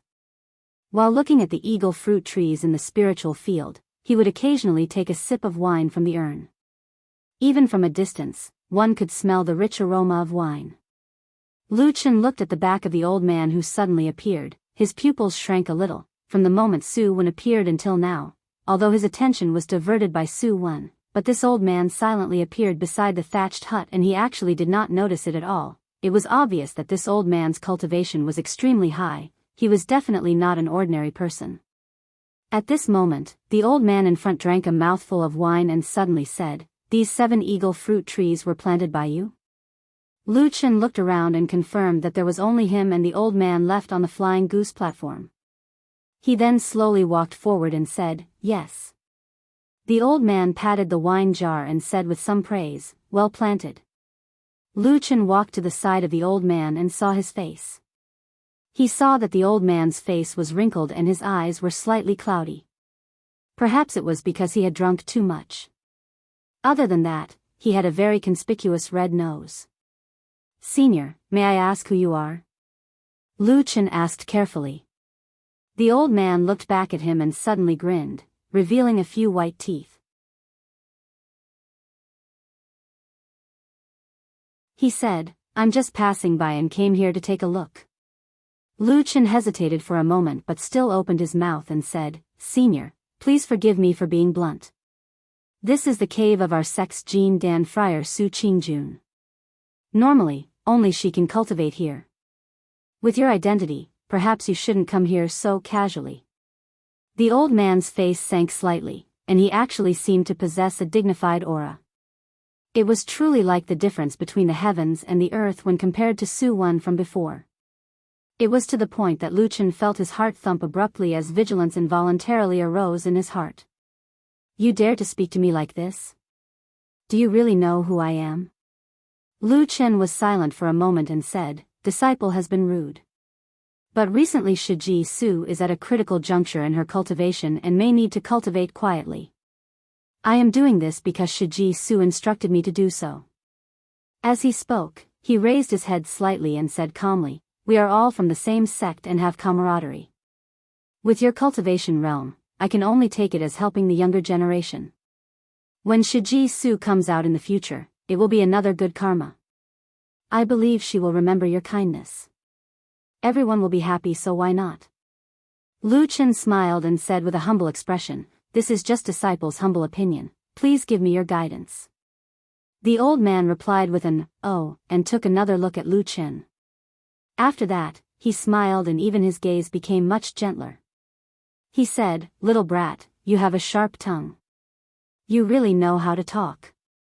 Senior is flattering me. I am only doing my duty." Lu Chen said. "But what if I don't want to leave today? What will you do?" The old man suddenly laughed again, as if he was testing Lu Chen. He laughed and hugged the wine jar, looking at Lu Chen with interest. Lu Chen was startled and then smiled helplessly. He said, "Then I can't do anything." "Hey, little guy, aren't you very smart? Why don't you think of a way to drive this old man away or trick me?" The old man smiled and seemed to be in a good mood today. Lu Chen said honestly, "You are older than me and your cultivation is thousands of times stronger than mine. How can I use force?" In the face of such a huge difference in strength, what was the use of these little tricks? It will only make a joke if I say it. It is better to be honest. The old man laughed heartily, seeming to be very carefree. He took a big gulp of wine, and a blush flashed across his face before disappearing in an instant. He smiled at Lu Chen and said, "Let me tell you, actually," before he finished speaking, he suddenly frowned and stopped. At the same time, Lu Chen also sensed something and turned his head to look. After a moment, both of their gazes saw that on the mountain path, another figure appeared. The figure was hurriedly and quickly walking towards the flying goose platform. The old man's face darkened. He suddenly cursed and said, "Damn it. What is wrong with the Su family? There are so many damn people. There is no end to it all day." Lu Chen was startled. He did not seem to think that with the old man's status, he would actually curse so unscrupulously. He could not help but look at him. The old man seemed to feel Lu Chen's gaze. He rolled his eyes and said to Lu Chen, "Little guy, listen to me. If you can get rid of this person, I believe it will be of great help to the owner of this place." Lu Chen looked at him strangely and said, "If you really don't like this person, just scold him and it will be enough. Naturally that person will be scared witless and run away. Why go through so much trouble? Moreover, I may not be able to get rid of him." The gray-haired old man glared at him and said unhappily, "If I could show up, I would have already beaten these useless people to the point that even their parents wouldn't be able to recognize them. It's either that June girl is soft-hearted or that she can't bear to part with these useless things. Forget it, let's not talk so much. Actually, even if I didn't come, you would still stop them, right?" Lu Chen thought for a moment and said, "I still have to stop them. But whether I can stop them or not is another matter." "Stop them, stop them." The old man laughed and said, "These useless people are useless. They only know how to lie on June girl's body all day as if they are sucking her blood. I feel disgusted just looking at them. Get rid of them and give June girl some peace and quiet. I will naturally thank you." "And, thank me?" Lu Chen's eyes lit up and he immediately said seriously, "What are you talking about, senior? I am not that kind of person." After saying that, he turned around and strode towards the mountain path. You're tuning in to the Romantic Tales YouTube channel. Don't forget to subscribe and join us on this journey to catch the most captivating stories.